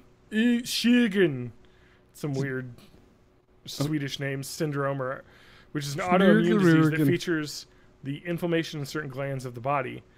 Decreased visual acuity associated with strained reading improves when they stop reading. So even people that have easily inflamed glands and whatnot, it doesn't have any permanent effect on them. Like, this is something that just happens. So what happens, the primary evidence of what this happens is that the truth is that the increased prevalence of myopia, which is needing glasses, is people that have more academic experience need glasses more often. And that's gaining that. And what they're saying is basically that has nothing to do with the light level, because when you think about this, the people have been needing more and more glasses than in the past, and people in the past had candlelight. They had very bad lighting, and somehow we're even worse off than they are when it comes to needing glasses. And so the scientific consensus is, go. Need more glasses now, because if you had really shitty eyesight in caveman days, you got eaten. That's true. Yeah, that's true as well. They just didn't have fixes for it. But even then, like even in like, you know, the early 1800s and whatnot, when glasses were starting to come around, people didn't need them as much as they do now, because one thing is reading causes damage to your eyes, basically. Just reading, looking at tiny text can strain your eyes, and which causes your muscles, and it's just that it makes your eyes age faster, basically. So like people that read for more the vast tend to majority of history, like most people were illiterate anyways, so it wouldn't matter if you had perfect eyesight if you weren't reading anything. It's like I could see well enough to see my cows and my fields, and that's all that matters. Yeah, so it has nothing to do with the lighting. It has everything to do with reading.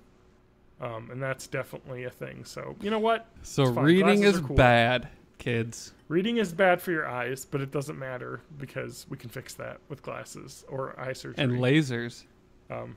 And also reading makes you smarter and you make more money. So it's just better for you overall. Deal with the glasses. And John will like it because you have glasses. I like glasses. Here's a good one for TJ. Okay. Myth 5. Yep. Urinating on a jellyfish sting will soothe the pain. So this is referencing an episode of Friends where Monica was stung by a jellyfish. Joey remembered that urinate. So this is every one of these is like a sitcom storyline. Remembered that urinating would soothe the pain. This was a situation for comedy, but it still propagated a very widely thought of myth that peeing on your friends is a good idea when they get stung. Is it something like the urea kind of salts in urine actually would, but the amount that we pee isn't enough? Yep. Like not even close to enough. You'd have to basically take urine and then evaporate it and take what's remaining and have enough and put it on there in order to do anything. But that's the only thing I can think of. Essentially, you're just displacing it with liquid, because Yeah. We don't have enough urea and salts in our urine to actually do anything. Mm-hmm. So I think that what has happened, I don't know if I can give you points on this, TJ. Probably not. Oh my god. I have no clue. The first no point question of the entire thing. So actually, this is Dr. Billy Goldberg, authors of Why Do Men Have Nipples? Which is a good question. Explain the following guideline can be applied to most jellyfish stings. You should remove any visible tentacles using gloves. The area of the sting should be rinsed with household vinegar, which is probably why people thinking, hey, vinegar, I could just pee on that. The acetic acid because I pee vinegar can block discharge of the remaining nematocysts, the stinging cells, on the skin and should be applied liberally. If vinegar is not available, salt water can be used to wash off the nematocysts. In laboratory tests, urine, ammonia, and alcohol can actually cause active stinging cells to fire more, which means applying them actually could make a minor sting worse. So urinating on a jellyfish is not only gross, it also could make it worse. So if you're gonna pee on someone, you're into that, can't use that excuse. Yeah, you can't use the excuse of curing a jellyfish sting. So that's interesting. I think people. But might just if think you want to that pee on it's somebody and they're down with it, like you shouldn't have to use an excuse. Just be open and honest with yourself. Yeah, just be open and honest with your partner. As long as you're That's all both I'm consenting adults. I mean, if You your can pee partner on- wants to dress up as Wheels from the BK Kids Club, and he wants you to dress up as, Kid Vid. Snaps, the photographer, to take a few boudoir photos, no one should be against that. That should be your right as an American to have those things. All right, myth number 6 for Matt. You're getting all the health ones. How many more you're are there? Because I'm There's getting 8. my ADD is kicking in. Okay. All right, your slow metabolism makes you fat.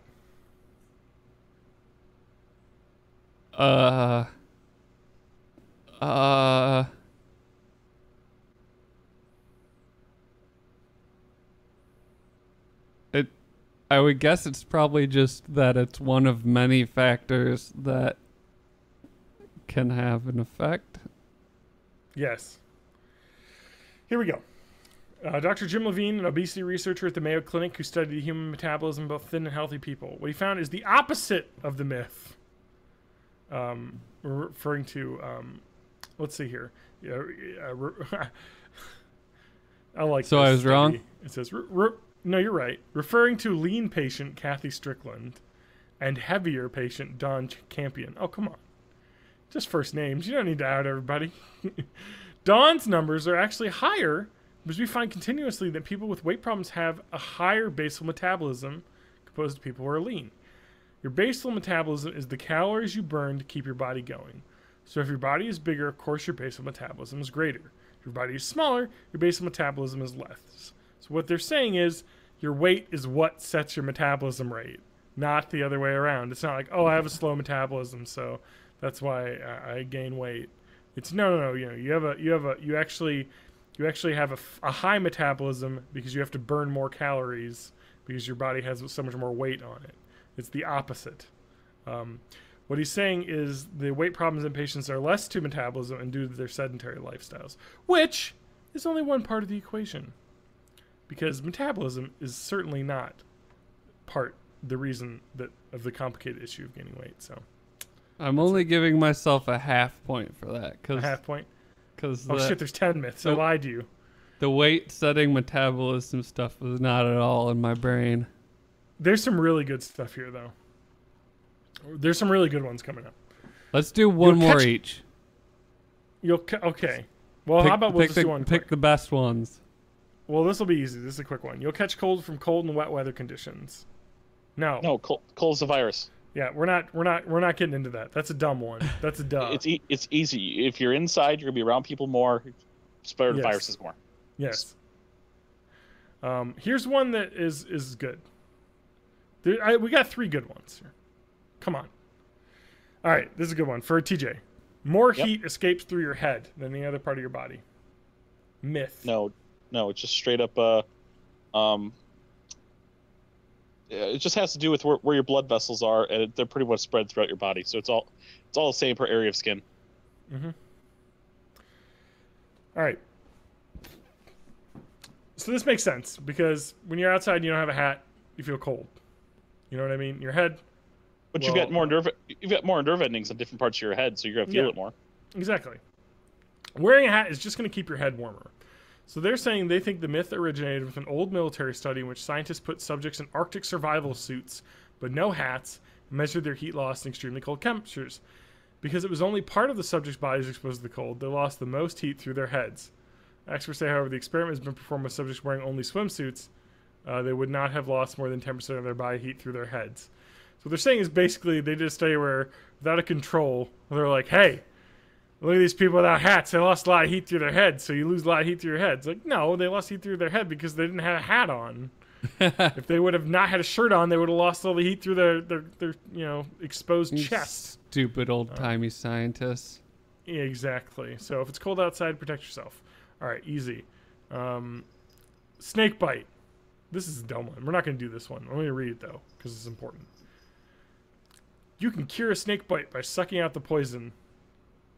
Absolutely nope, that's not. not how the vascular system works. You don't have enough sucking power to counteract your regular body's pulling blood through you. Correct. Here it is. Snake bite. What you have. Wash the bite with soap water.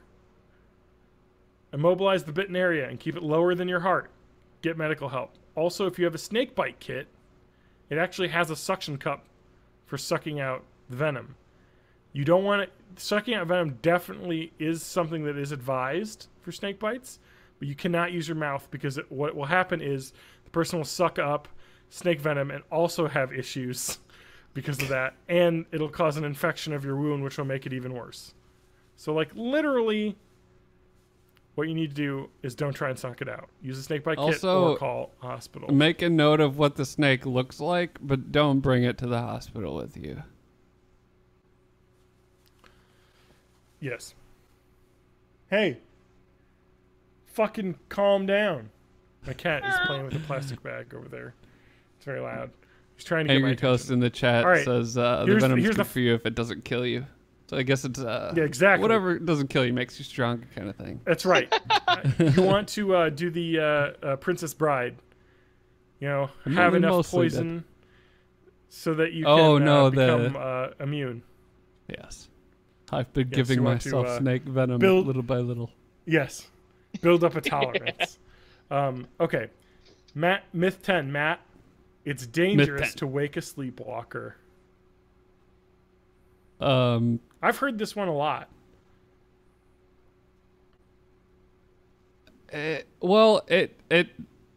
You just have to be prepared for them to be confused and not know where they are. You can't just be like, "Hey, wake up!" Like, yeah, I don't know. It should be the same thing as waking someone with night terrors. If you wake them up during the thing, they'll get a little disoriented. But otherwise, at the end of it, they're more likely to get injured sleepwalking than they will in the confusion of you waking them up. Correct. So it seems like this myth has come up from people saying sleepwalkers that have been startled are startled when they get woken up by their friends and possibly gotten hit, because the person who wakes up kind of freaks out for a second because they're surprised because A, they're not in their beds, and B, they're disoriented. And so that's what's saying is the doctor of a sleep disorder center in New York said, what you need to do, the best thing to do actually is to not wake them if you have to, because it would, that way they're not startled and could knock something over or fall, is just to try and guide them back to bed. Wake them if you have to, but better to just try and help them where they should be in the first place, back to bed. Have you ever seen anyone sleepwalk or been around anything like that? No. I don't think I've seen... I know I used to sleepwalk, but I don't think I've ever seen anyone do it. You have videotapes? No. So my brother used to sleepwalk. So I do have experiences with this. Most of the sleepwalking that he would do when I was sharing a room with him when we were little would not be actual sleepwalking, but just getting up in bed like just sitting straight up like a fucking shot, and being like, and just asking a weird question, and then you just say, "Go back to bed," and he'll lay back down and sleep.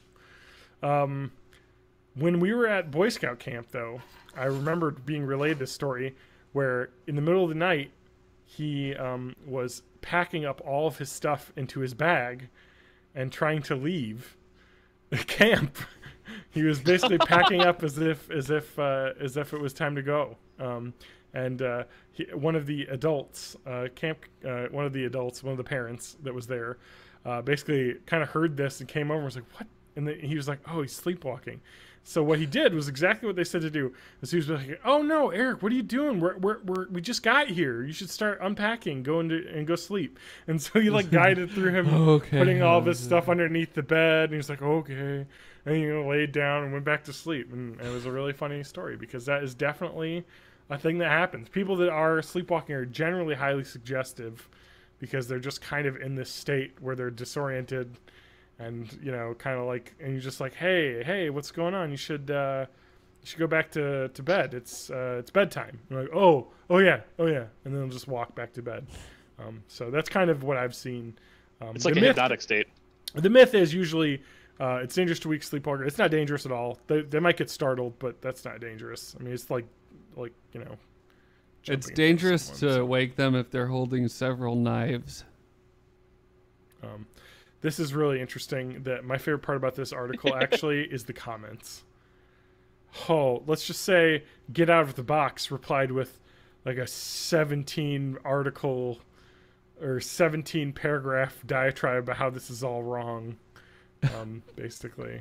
And it's just fun that it's great. So many armchair scientists. This article and what I'm talking about is not meant to be in any way the end all be all. Just some interesting thought-provoking. But this podcast is the end-all be-all of all scientific inquisition. Correct. This is not hashtag fake news. This is real shit. My God, we got that thing off my list, guys. High fives. And the final score was TJ with 3, Matt with 3.5. Oh, shit. Stolen away. It only took you, what, 3 months to get that in? Yeah, that was the Health Science Corner was there forever. So I'm going to taint the next Science Corner, which I don't have anything for, which is why I haven't done it yet. I'm going to look up stuff about face mites Matt wanted to know. Yeah. I think they live and fuck on your face. Correct. There's tiny little bugs, and not just on your face. Your entire body is covered with different types of microscopic bugs. So enjoy that. But the face mites are interesting because they're really weird looking. And they're right on your eyes. Your eyelashes. They're in my eyes, man. Yeah, basically. I got a rant I got to get through. Fuck, I just talked forever. Guys. So, it's fine. I got a little bit. You could, a little bit of break. You could save your rant for next time. Oh, but it's in the news now. I'll save it, though. I want to talk directly to our visual viewers and our audio listeners. For anyone... Because we've been starting to get back into this. Can I be a visual listener and an audio viewer? Do you have synesthesia? Fine. If you want to hear purple, I guess I'm fine with that. I hear it's lovely this time of year. So speaking to our listeners, we've been getting it back into Phantasy Star Online. Yeah. And we are on the Ultima server. So if anyone wants to join us, you can go to fantasystaronline.net, if I remember correctly. Bad for my glasses.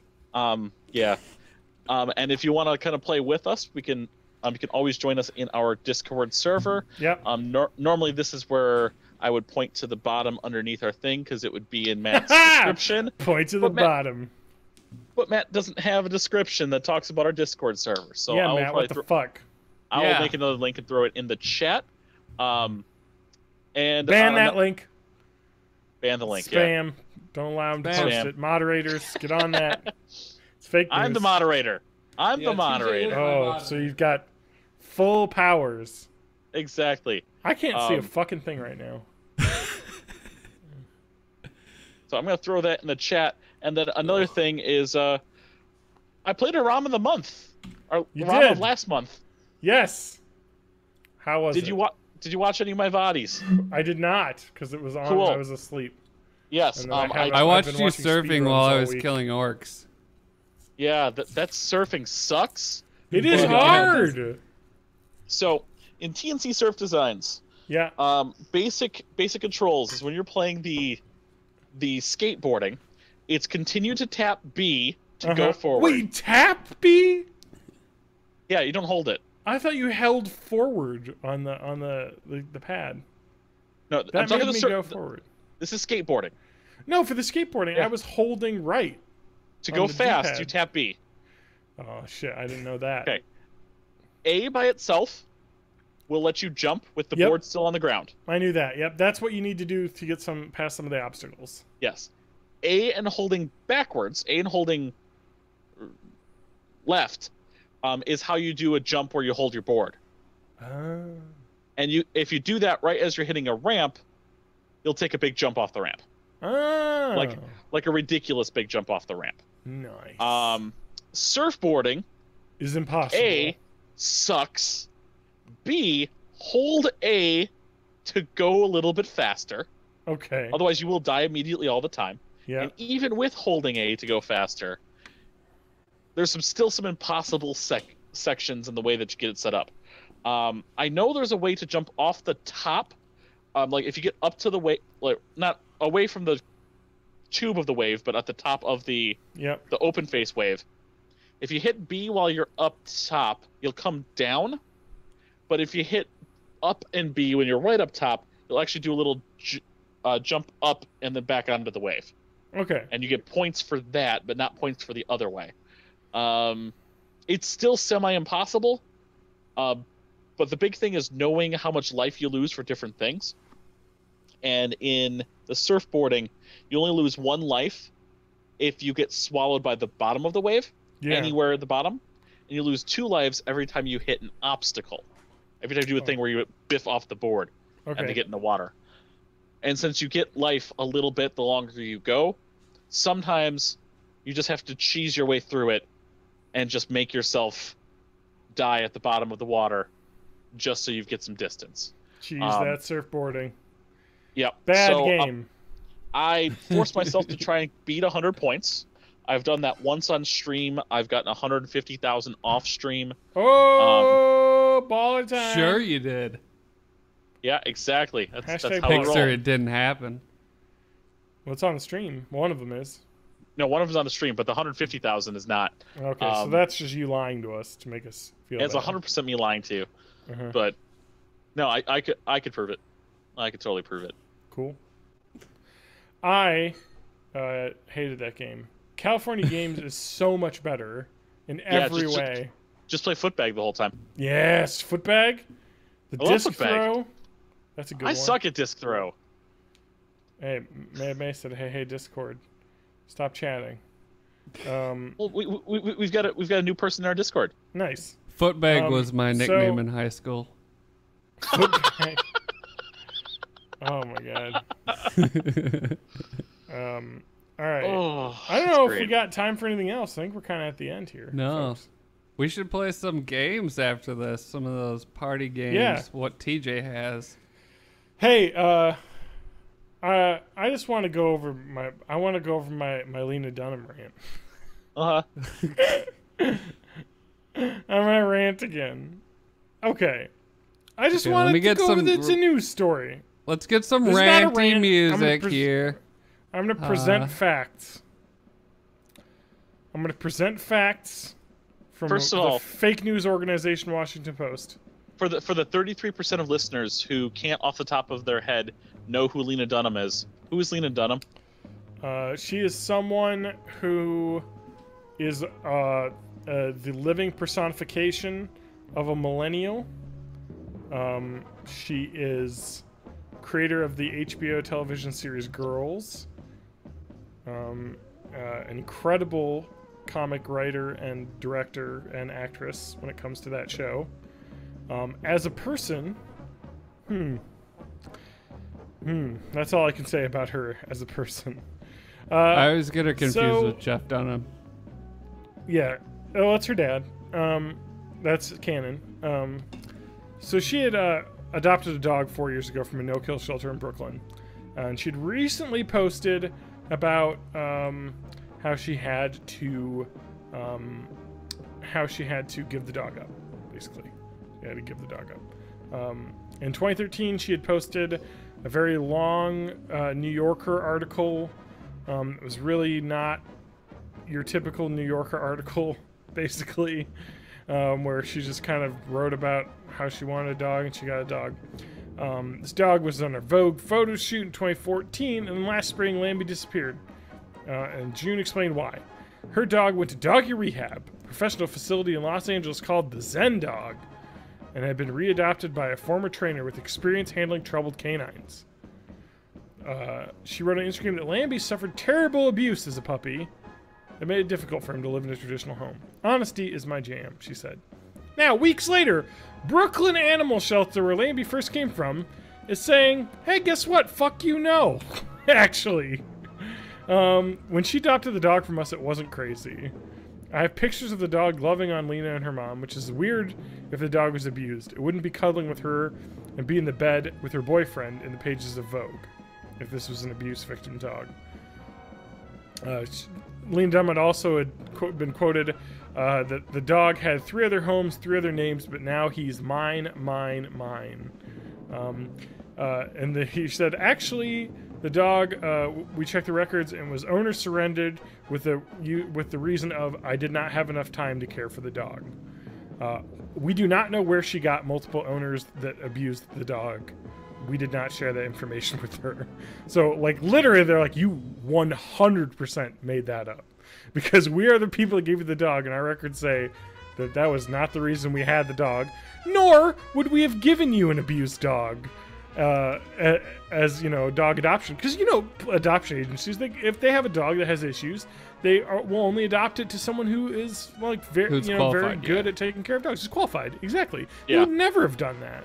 And so they basically kind of went on the offensive and was like, well, don't give us a bad name for that. And, all right, let's talk about Lena Dunham and her dog. This dog has been on photo shoots, rumored to have been backstage in the green room when they're filming all the time. She took it everywhere with her. There was an article about how this restaurant would serve her food and then serve her dog food on a plate that they would put, you know, next to the table. This dog was spoiled, and I'll tell you this: dogs that you spoil and treat like some sort of friend, they're going to act like an asshole, because dogs follow your cues, and if you let them kind of walk all over you and do whatever they want, they're going to bite you. They're going to act like oh, dicks I guess I'm the leader of this pack. Exactly. They're just like, okay, I guess I can get away with this, so I'm gonna bite and I'm gonna do whatever I feel like because I'm king shit. And so basically they're saying we didn't send you a dog that was ruined. You ruined it by being a bad dog owner. And this happens all the time. And a guy, Drew McGarry from Deadspin, wrote an article talking about how he went through the same problems with a dog that he had adopted. And it was not that the dog was abused, not trying to blame someone else for the problems, but it was like, we were bad dog owners, and we kind of let the dog do a bunch of stuff that it shouldn't have, and that's why it started biting, because it was just basically not trained correctly, and they spent lots of hours training it and a lot of hard time, and then have to give up their dog, because now it is, well behaved. Clearly, that was probably too much for the living personification of a millennial, as she is now 2 puppies that she has recently adopted. Or not adopted, sorry. 2 puppies that she has purchased. But the best part about this whole thing was, and this is the thing you should never do, I'm sorry, is post another post to Instagram with a lengthy diatribe about how you're right and the shelter is wrong. She's literally going toe-to-toe against the shelter, saying, no, I know more about the dog that I adopted from you than the records that you have about the dog. And you're just never gonna look good arguing with an animal shelter. You're never gonna. This is a no-kill animal shelter. They take dogs from other shelters because they're, gonna have to be put down. This is like that would be like going to like Mother Teresa and be like, fuck you. No, come on now. It's never gonna look good. Why would you do this? But seriously, though. Seriously, fuck Mother Teresa. Okay, but whatever. if you want to say that, I'm going to say that's probably just, why say that? Why just drop it? Because she can't drop it. She's gotta be. It's just taking care of a dog is really difficult, and you can even tell from this article or this Instagram post that she put, she's not the type of person to take care of a dog. I mean, she's talking about how it was the love of her life, and it was she was the best dog mom she could be, and it's not the way to think about it. It's not a kid. A dog's an animal. You have to give them boundaries. You have to be strict with a dog, or else it's gonna just act like an idiot because you haven't taught it anything. They take their cues from you, and so I mean, she talks about how she's gonna be caring for the dog for the rest of her life. It literally sounds like the dog is in like an assisted living home, and she's like paying for it. And she'll visit it sometimes. Like, what? Oh, just say that the dog just was too much for you to take care of. Like, that happens to a lot of people. Anyway, that's it. And she's wondering why people freaked out about this. It's probably because the animal shelter said you made up some stuff about the dog. Don't make up shit. That's easily this is exactly what people. Sorry, I'm gonna get political for a second. This is the exact kind of shit. This is the exact same kind of shit that people get pissed off about the current administration. Is it like, why make lies about stuff that's so easily disproven? Like, it's so 100% wrong that it's like, just like, why even do this?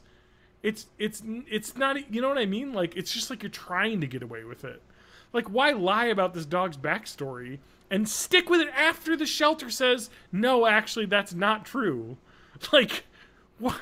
Come on. This has to do with the change in ideology, just the idea that it doesn't matter what facts are true, it more matters how I feel about my facts.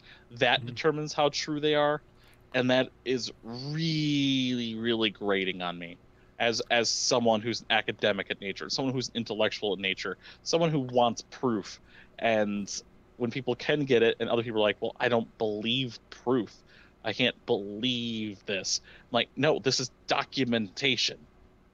Yeah. So I just want to say at the end of this, though, it doesn't really matter because it's just dumb bullshit. Lena Dunham, come on. Stop saying dumb shit. Seriously, you're a genius in creating and that, but come on. But I do want to update that the person who did adopt her dog from her had posted a picture saying, "Hey, he's doing great. The dog's fine." So in all of this, the dog is much happier in its new home. So that's all that really matters at the end of the day. Also, stop lying about shit. Don't try and fight a fucking dog shelter. My God! Like, come on! Oh. I'm just gonna let John tire himself out. It's just like... It'd be like someone being like, oh, the Special Olympics, fucking rigged, huh? How about them assholes? Fuck those guys. Like, why? Why? Don't pick this fight. Don't even get me started on those March of Dimes assholes. Yeah, motherfuckers. Polio's gone. What are you still doing? Anyway, I'm done. I'm John_Danger on Twitter. BornInThe80s.net is the Oh, we got an email on the website. Got an email? No, not an email, but we got a website post. I gotta post it. Sorry, we got a feedback. Oh my God, I forgot until just now. Matt, you go while it loads. You can find me at Matt Haig Music pretty much everywhere. It's MATTHAAG Music. And yep. I'll probably be on TJ's channel after this playing something. Holy shit. What? I have been on the stream talking in our Discord for like 3 days. Yeah. I hate Discord. I'm disconnected. I restarted my computer before we did this podcast and it put me back in the stream channel. It happens. Make sure you mute your notifications unless you're at id, and then you don't get the pop-ups every time we talk in there. Yeah. I'm at May of May everywhere on the internet except for Twitter. At Twitter, I'm at May of May 84. Come check me out on my My Twitch. Matt, he's the 84th clone, TJ. Yes. Of May. So, don't drink and tweet. Yeah, don't drink and tweet. That's definitely important. But yeah, at @MayofMay84 over at Twitter. I'm just May of May everywhere else, including right here on the Twitch. I typed in the chat. That's me. Like, yep. Yeah. All right, contact us form. We got a little note from Who? Jim H. What's Jim got to say? Hi. Is that my dad? My dad's Jim H. Yep. No, it's Jim, different H. I'll protect his name. Hi, just wanted to let you know that the domain platypusparty.com is being released back to the market. Since you own partyplatypus.com, we believe you might have the interest in securing platypusparty.com as well.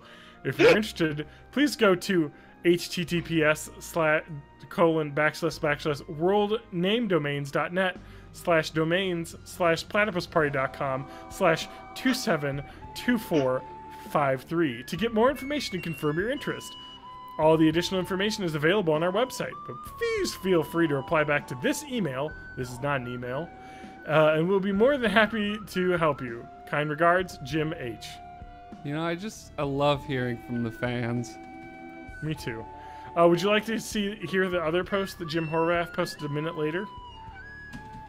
Hi, we just wanted to let you know that the domain Platypus Party is being released back to the market. Since you posted it twice.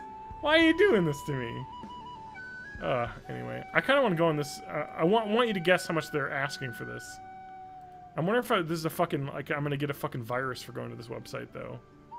Do you think? Probably. Possibly. I don't know, though. It seems like a real place. Because it says worldnamedomains.net. Oh, boy, I don't know.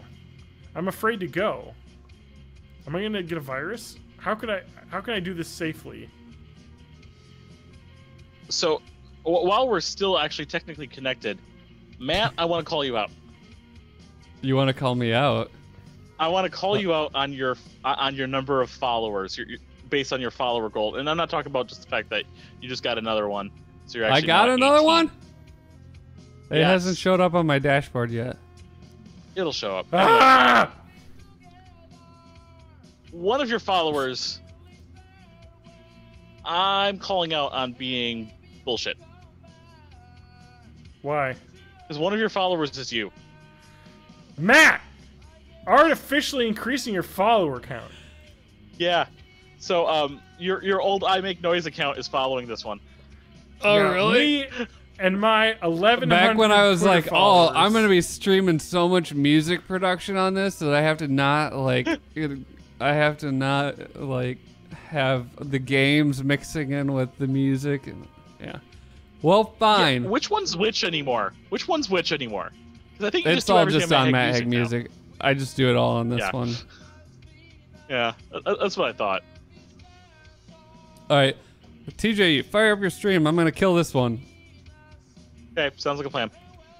Yeah, we're done. Angry Coast, join us on TJ's stream for game time. Throw a manual host on the Twitter and it'll show up. Please end. So, what?